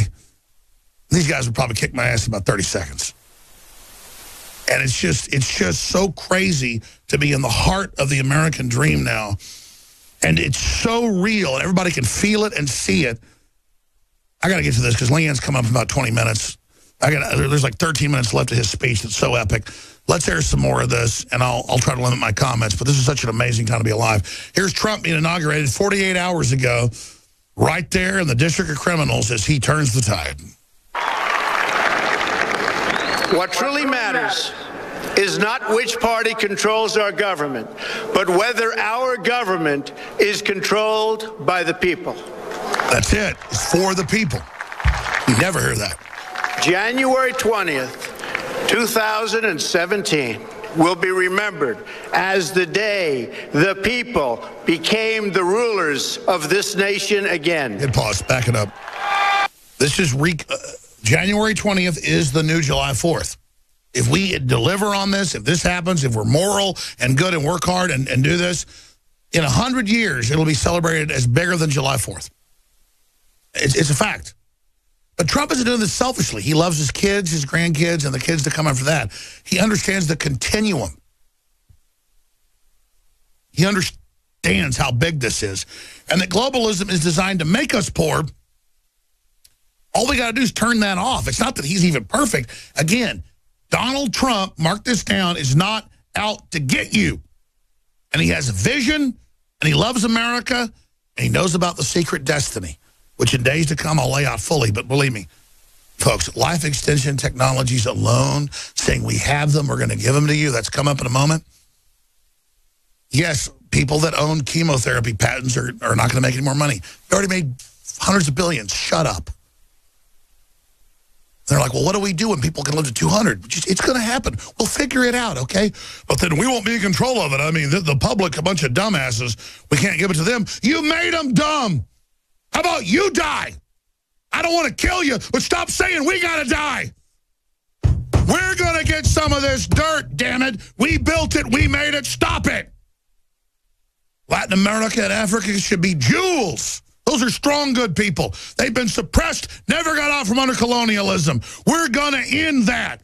And you turn loose the superstorm of human potential. I don't care what color you are. That spirit's right. I mean, I'm going to be honest with you. Just because I don't want to be condescending like, oh, I like gay people or I like black people. Oh, really? Some of them are your best friends. I was out there, and there were Indians and black people and Hispanics and people coming up speaking on the microphone. There were these live feeds that were so eloquent. Their spirits were so strong that I didn't feel weak that I was next to a spirit so strong. I felt good, like, oh, thank God there's people out there that get it. I just love them so much. And it didn't matter what color their skin was, even though, quite frankly, I try to get the best tan I can get. I thought their dark skin looked great. The point was, I love them as fellow humans, and they were my brothers and sisters because they got it. And most of the people I saw that were minorities, they totally understood it and rejected it, from the Kenyan driver of my SUV back to the airport to the Mexican driver that picked me up to everybody I met. It was like they were free. But let me tell you, if I saw some black man or Hispanic or whatever person who looked good and was strong and had strength and had light in their eyes, I knew before I talked to them they loved me or agree with me. But if I saw somebody who looked like their soul had been sucked out, they hated me. It's spiritual. It's what's in our hearts, and what's in these people's hearts that love God and liberty is the same as mine, the same as in Trump. He feels it. He wants to be the one that delivers us. He wants to be the new Moses. He wants to do it. And I don't even want to sit here and say this, but the truth's the truth. Donald Trump's so good, ladies and gentlemen, that I don't even know if we deserve him. He is so freaking strong. He's so high on the spirit. He works 20 hours a day without even coffee, and he can't stop working, and he just sees it's incredible. He's a modern prophet, ladies and gentlemen. We've only got a few minutes to break. I'm going to go as long as I have to finish this before Leanne comes in, but let's just go back to it. Here it is. January 20th, 2017 will be remembered as the day the people became the rulers of this nation again. July 4th, part 2. True collectivism, our will together. The forgotten men and women of our country will be forgotten no longer. They've turned us against each other, so we don't join wills together. See, they have a false collectivism. Listening to you now. The real thing is, by the tens of millions to become part of a historic movement, the likes of which the world has never seen before. You back Trump, you go to the stars. You don't, genocide and death. And the elite are crazy to merge with computers. The center of this movement is a crucial conviction that a nation exists to serve its citizens. Americans want great schools for their children, safe neighborhoods for their families, and good jobs for themselves. These are just and reasonable demands of righteous people. It's a social contract. Public. You're going to give it to us. Too many of our citizens, a different reality exists. Mothers and children trapped in poverty in our inner cities. Rusted out factories scattered like tombstones across the landscape of our nation. An education system flush with cash, but which leaves our young and beautiful students deprived of all knowledge. And the crime, and the gangs, and the drugs that have stolen too many lives and robbed our country of so much unrealized potential. This American carnage stops right here and stops right now. See, sounds like talk, but if you invoke it, you will have it. See, he knows, he says, you have the power. I need you to step into your destiny. We are one nation, and they're... Yeah, one nation. They keep saying divide, divide, that we're dividing. We'll be back, folks. I'm going to do 2 more segments to play this. He's getting into the suppressed technologies next. Got a move that tells me what to do. I think Trump's got a move that tells him what to do, and he knows the devil when he sees it. Devil doesn't want you to do good. Wants to trick you, wants to run your life. God wants to empower you and see you grow. Let's go back to the epic speech of President Trump. Here it is. We are one nation, and their pain is our pain. Their dreams are our dreams, and their success will be our success. We're all connected. We share one heart, one home, and one glorious destiny. Now that's the key. The oath of office I take today is an oath of allegiance to all Americans.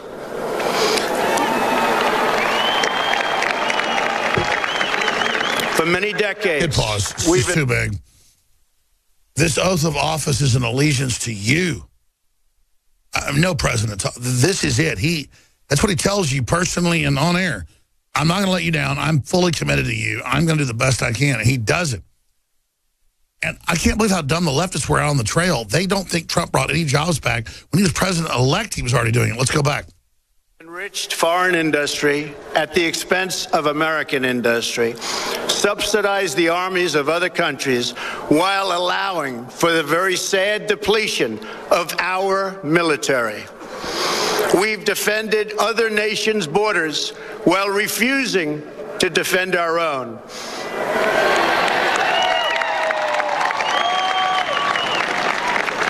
And spent trillions and trillions of dollars overseas while America's infrastructure has fallen into disrepair and decay. We've made other countries rich while the wealth, strength, and confidence of our country has dissipated over the horizon. One by one, the factories shuttered and left our shores, with not even a thought about the millions and millions of American workers that were left behind. The wealth of our middle class has been ripped from their homes and then redistributed all across the world. Which is what globalism admitted it was. But that is the past. And now we are looking only to the future. America first. Which means build ourselves up, be independent, then help others. Not have capitulation dictated to us. We assembled here today are issuing a new decree to be heard in every city, in every foreign capital, and in every hall of power. America first. From this day forward, a new vision will govern our land. From this day forward, it's going to be only America first. America first. This means humanity first. Every decision on trade, on taxes, on immigration, on foreign affairs will be made to benefit American workers and American families. We must protect our borders from the ravages of other countries, making our products, stealing our companies, and destroying our jobs. All right, we're going to come back. So America first, which just simply means we won't be slaves of the globalists. We're going to come back, finish up with a speech. And I'm going to detail how these big women's marches are openly run by the CIA that's hijacked by foreign powers. Can Trump clean up the CIA, or will he fail? All this and more straight ahead. Do you want the cancer cures? The question is up to you. Well, folks, we are impressed with Donald Trump and what he's done. He's a pro-human, pro-liberty president. And right as world government was openly being announced, like a phoenix out of the fire of hell, our republic is rising again. I want to finish up with his historic inaugural speech, January 20th, Friday, 2017. We're going to come back and get into the globalist counteroffensive, how they hope to enslave humanity. But he gets to the key points here about life extension technology and other technologies that are going to be deployed to the public. And I can tell you, many of these are suppressed. They're seen as disruptive. And it will be disruptive and people can easily live to 200. But that's the big secret. Let's go to it.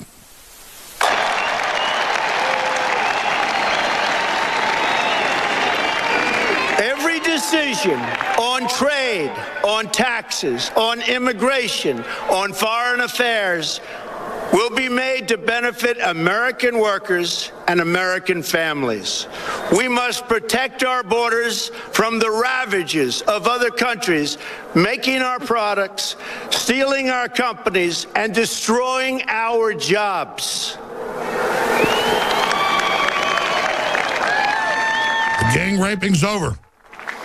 Protection will lead to great prosperity and strength.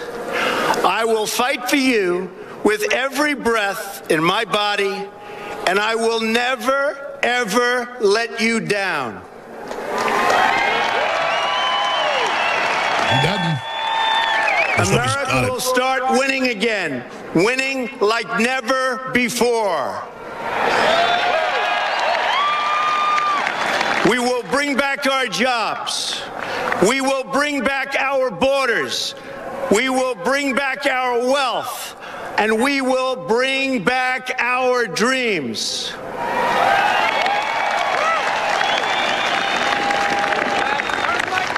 We will build new roads and highways and bridges and airports and tunnels and railways all across our wonderful nation.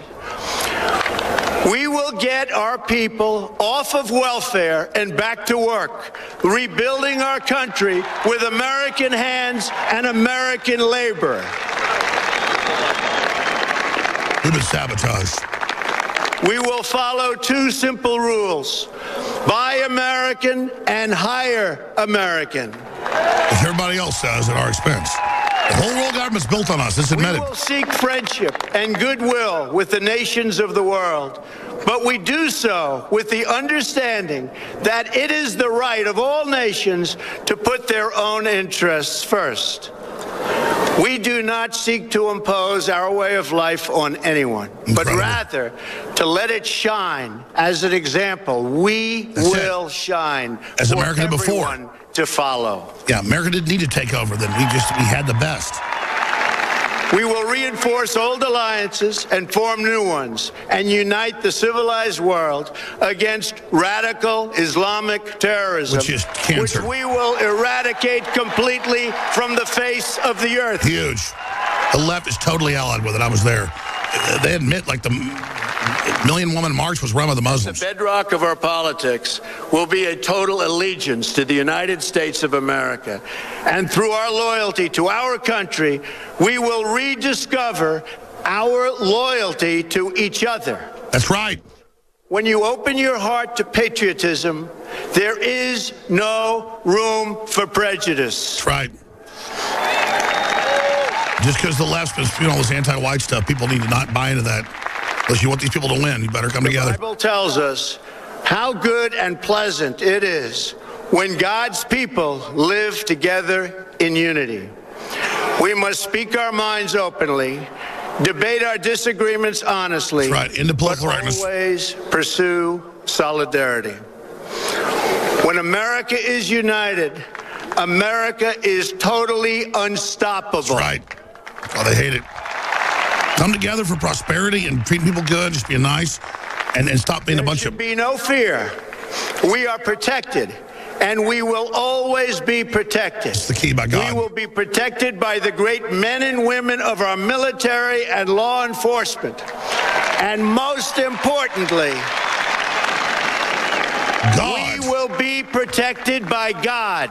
Key. Brought God back in. Got to ask God for the protection. He just did it. Finally, we must think big and dream even bigger.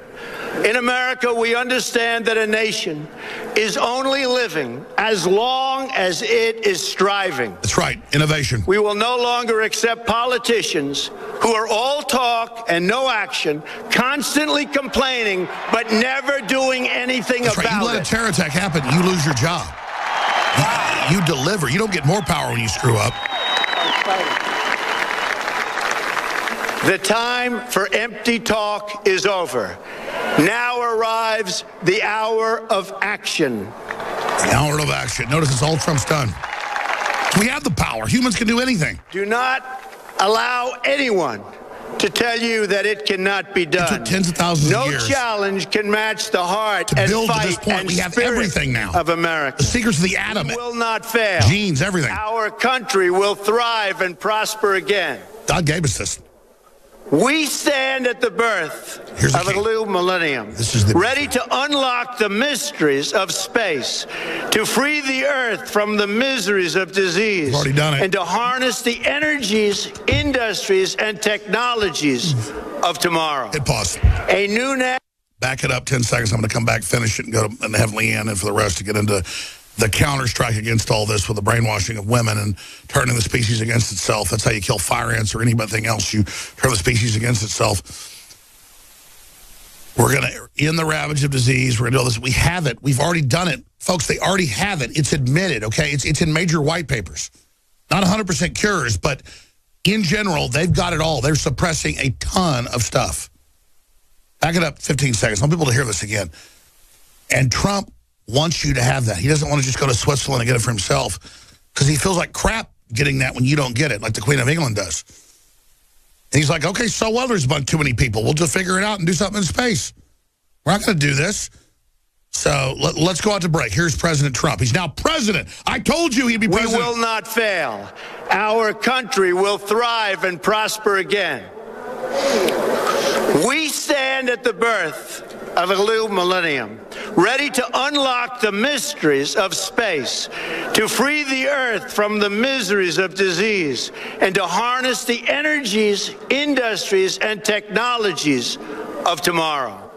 A new national pride will stir our souls, lift our sights, and heal our That's right. division. The U.S. has all the secret technology. It's time to remember that old wisdom our soldiers We're going to deliver this to everybody. America will fulfill the promise. Black or brown or white, we all bleed the same red. We'll be back with the conclusion. Stay with us. I'm Alex Show.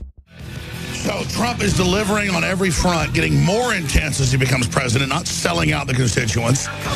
Again, there's so much wealth on the planet. It's in all the big globalist books. They admit it. They want to make people poor. It's their own admission. And their argument is being wealthy hurts the earth. No, we just create clean versions of it, which they're suppressing. Leanne McAdoo is about to join me with the balance of the hour, looking at their counter-strike against all this. I was there. But first, let's finish up with President Trump's speech where he's breaking down, unlocking the secrets of the universe, which I can tell you, my father at UT in high school in the Plan 2 program, in the mid-'60s, they had CD-ROMs and computers. We didn't see till the 80s. They have suppressed technology 30 years behind. Trump knows it. He wants it rolled out to the public. This is the biggest issue. You want disclosure about all the secret technologies, the rest of it? They admit they're suppressing AI, you name it. You want a pro-human world and future? Donald Trump, let me explain something. People ask, is Trump real? Saying this destroys the enemy. The entire globalist program is against Trump right now and is in death throes. They're panicking everywhere. He got a standing ovation at the CIA. CNN said the CIA hated him. They said nobody showed up and showed a shot of the morning early before the gates opened.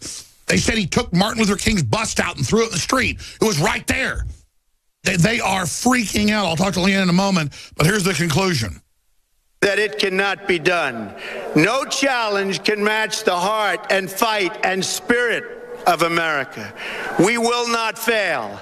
Our country will thrive and prosper again. We stand at the birth of a new millennium, ready to unlock the mysteries of space, to free the earth from the miseries of disease, and to harness the energies, industries, and technologies of tomorrow. A new national pride will stir our souls, lift our sights, and heal our divisions. It's time to remember that old wisdom our soldiers will never forget, that whether we are black or brown or white, we all bleed the same red blood of patriots.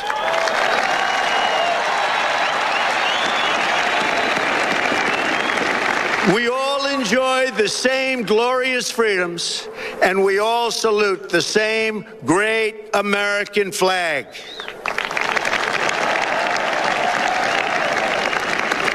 And whether a child is born in the urban sprawl of Detroit or the windswept plains of Nebraska, they look up at the same night sky, they fill their heart with the same dreams, and they are infused with the breath of life by the same almighty Creator. You know, Billy Corgan was Smashing Pumpkins a couple years ago. He said, Alex, the key of what you do is you talk about looking up at the night sky. In every city, near and far, coming together as humans. Small and large, from mountain to mountain, from ocean to ocean, hear these words: you will never be ignored again. Hit pause. Again, you say, oh, that's just hype. No, he's saying you little people have the power. You're powerful. Demand action. Demand the truth. It's like Bannon said, keep us honest, stay on us, help us, spur us. And he's saying you have the power. Everything else is about, oh, you need us to be powerful. No, no, you come first. You are what dictates the destiny. All of us together. Let's finish the speech. Your voice, your hopes, and your dreams will define our American destiny. And your courage and goodness and love will forever guide us along the way. Hit pause again. Together. Back in 5 seconds. What did I say in that promo video we've been running for 2 weeks? I said, this is American destiny. We must take it, but we have to be good. We have to be loving. We have to come together racially, culturally. We have to do this.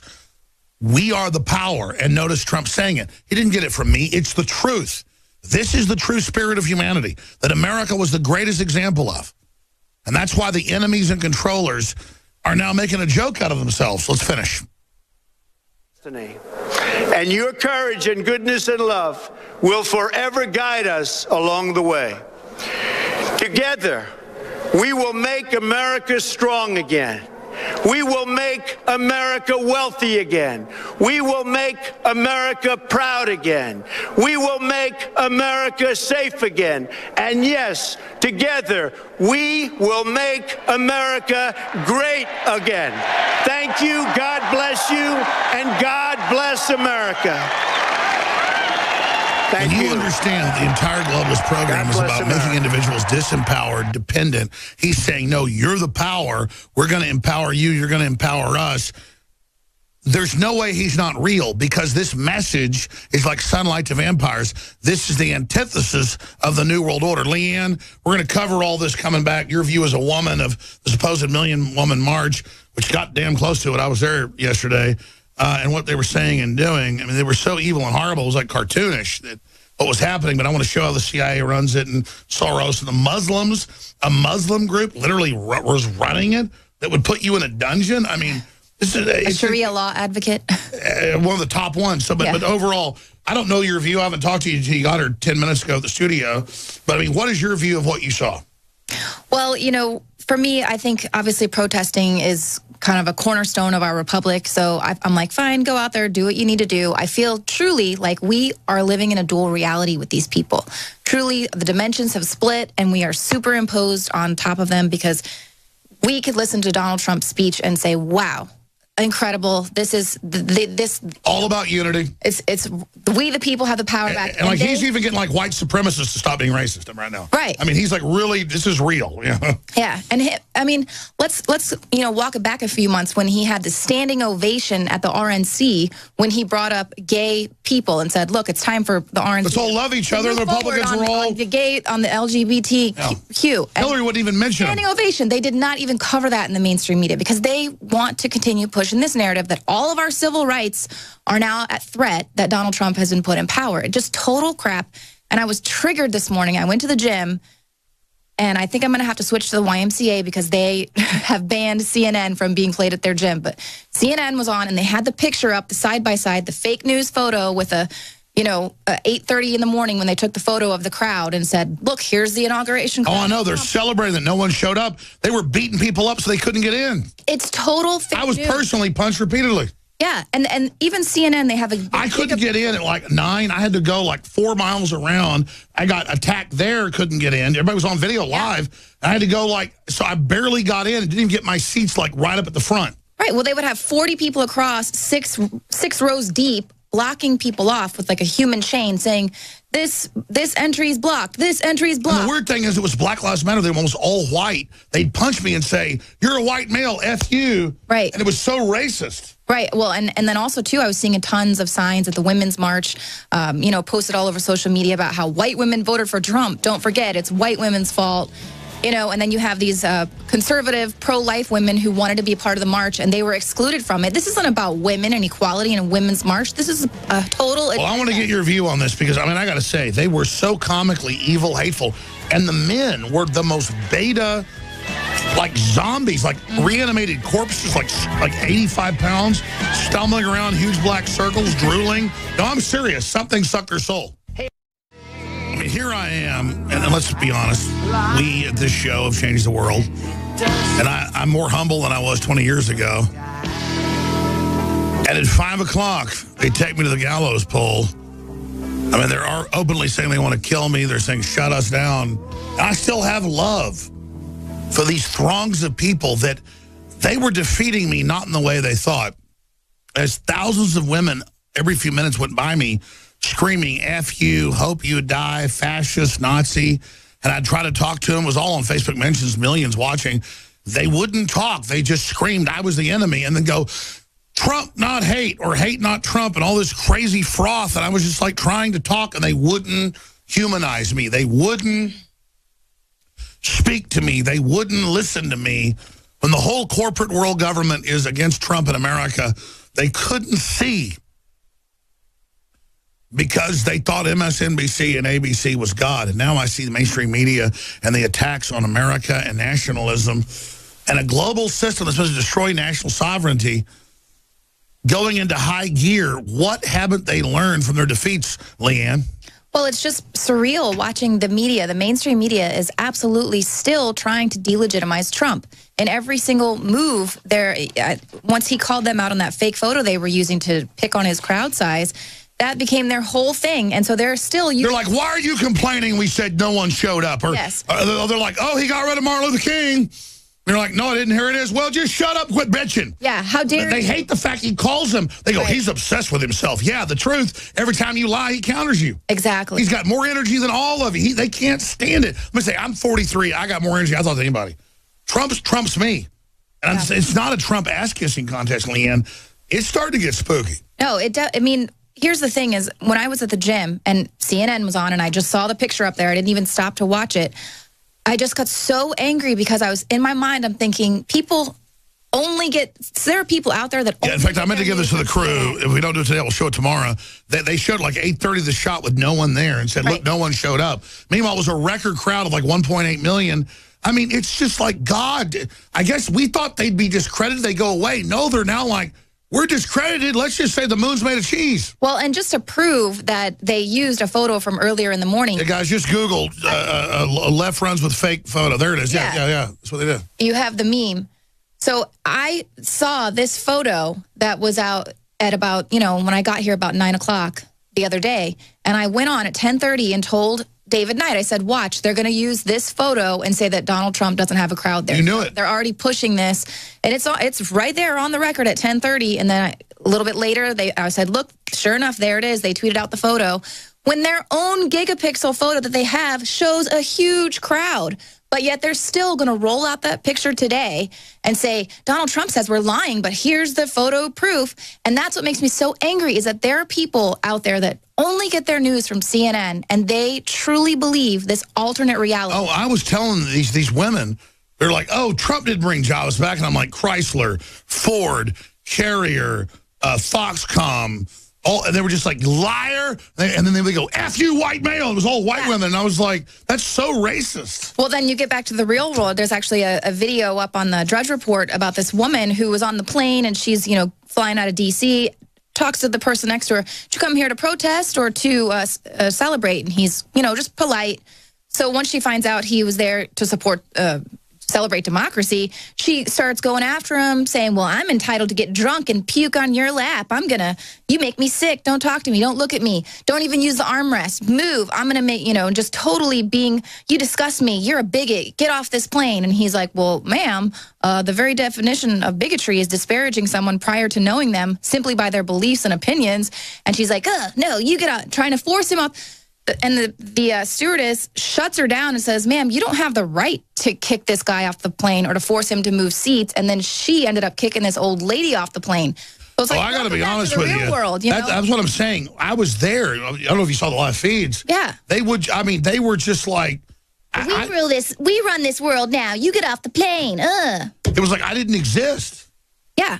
Well, see, and that's the thing. I'm glad that you brought that up because I feel like we could all be really tempted to attack them in the same way that they are treating us. No, they're victims. It's not, they're like people that get in a cult. They're like getting somebody out of like a major cult. Exactly. I feel like Pence did a great job in the debate when you saw how that was, I forget his name, the Grinch, Hillary Clinton's VP, Tim Kaine, how he was trying to really just egg him on with all this buzzword crap. And he just calmly was like, come on, I feel like that's how we need to respond to these people, of just bringing them the facts and not falling for their bait because it's total crap. It's delusional. It's not in reality. No, I agree. But what do you think happens as we start restoring prosperity, bringing people together? What do they do next? Because they are just hysterical. How do you resist prosperity? How do you resist freedom? That's why I feel like I hope Donald Trump just kind of... That's a good bumper sticker. How do you resist freedom? Yeah, I don't want to.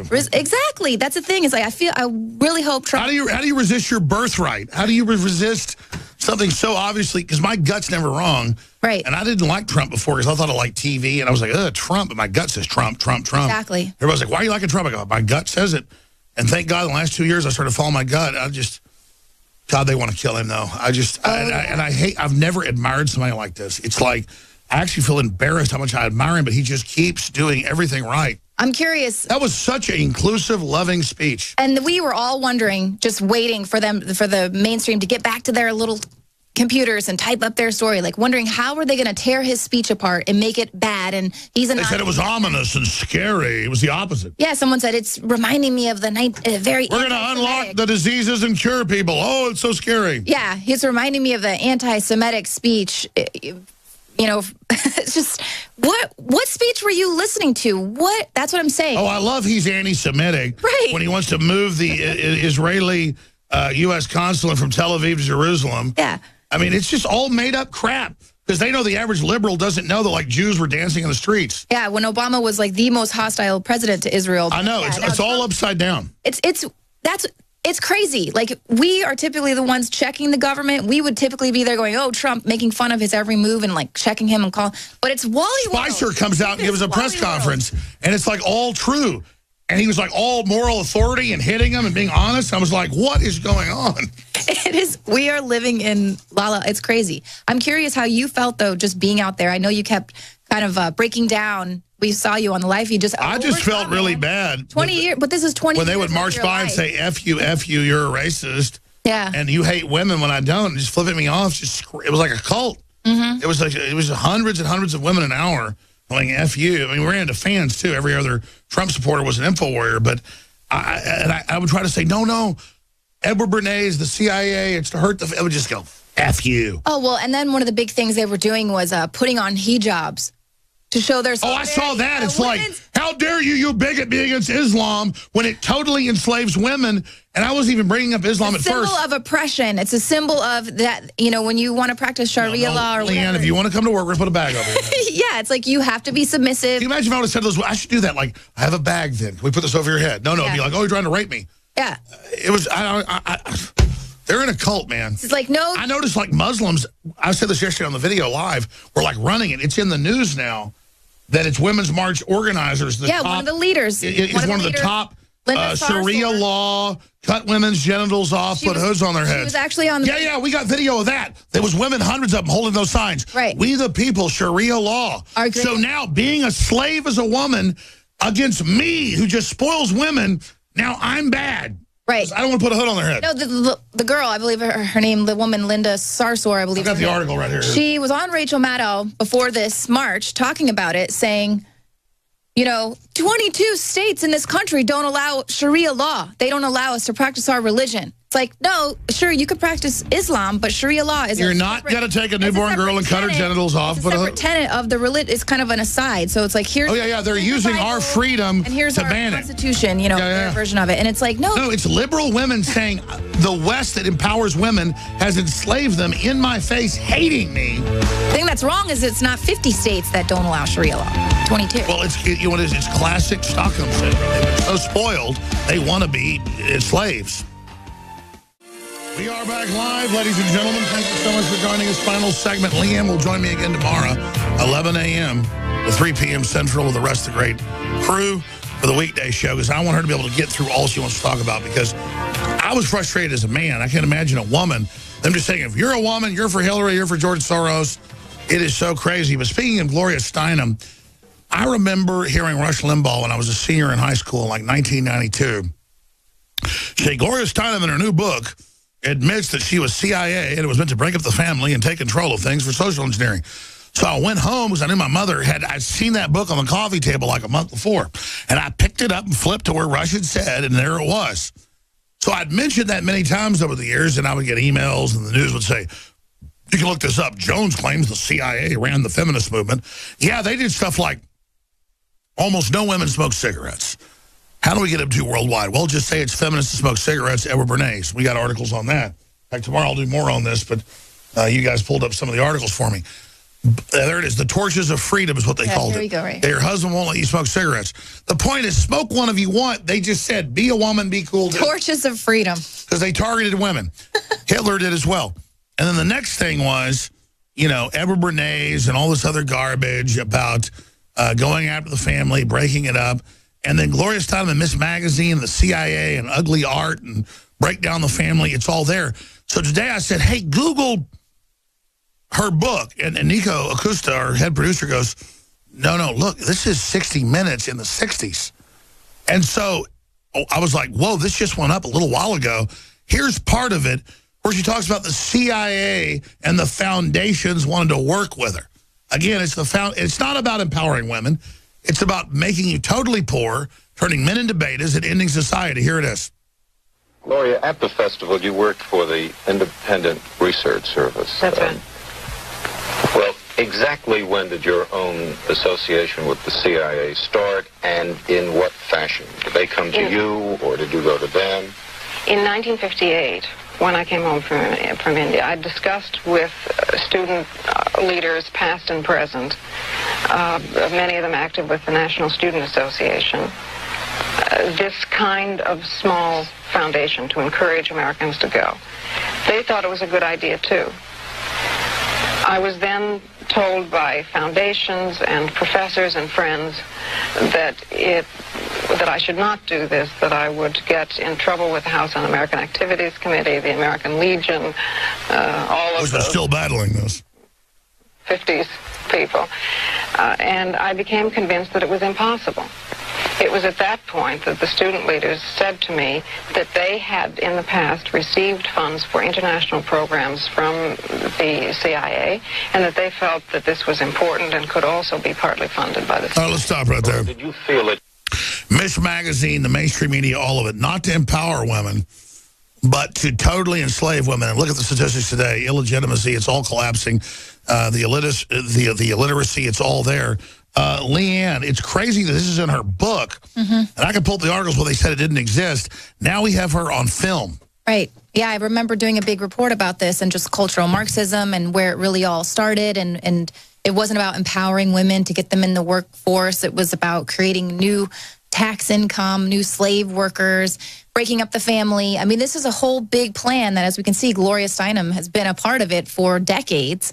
And, you know, women just think that we are ripping away their rights, their freedom. And they think making men, it's like we're in competition with men. Right. Men already are 40% of the college graduates. It's all, don't worry, men are gone. There's no men left. It's all over.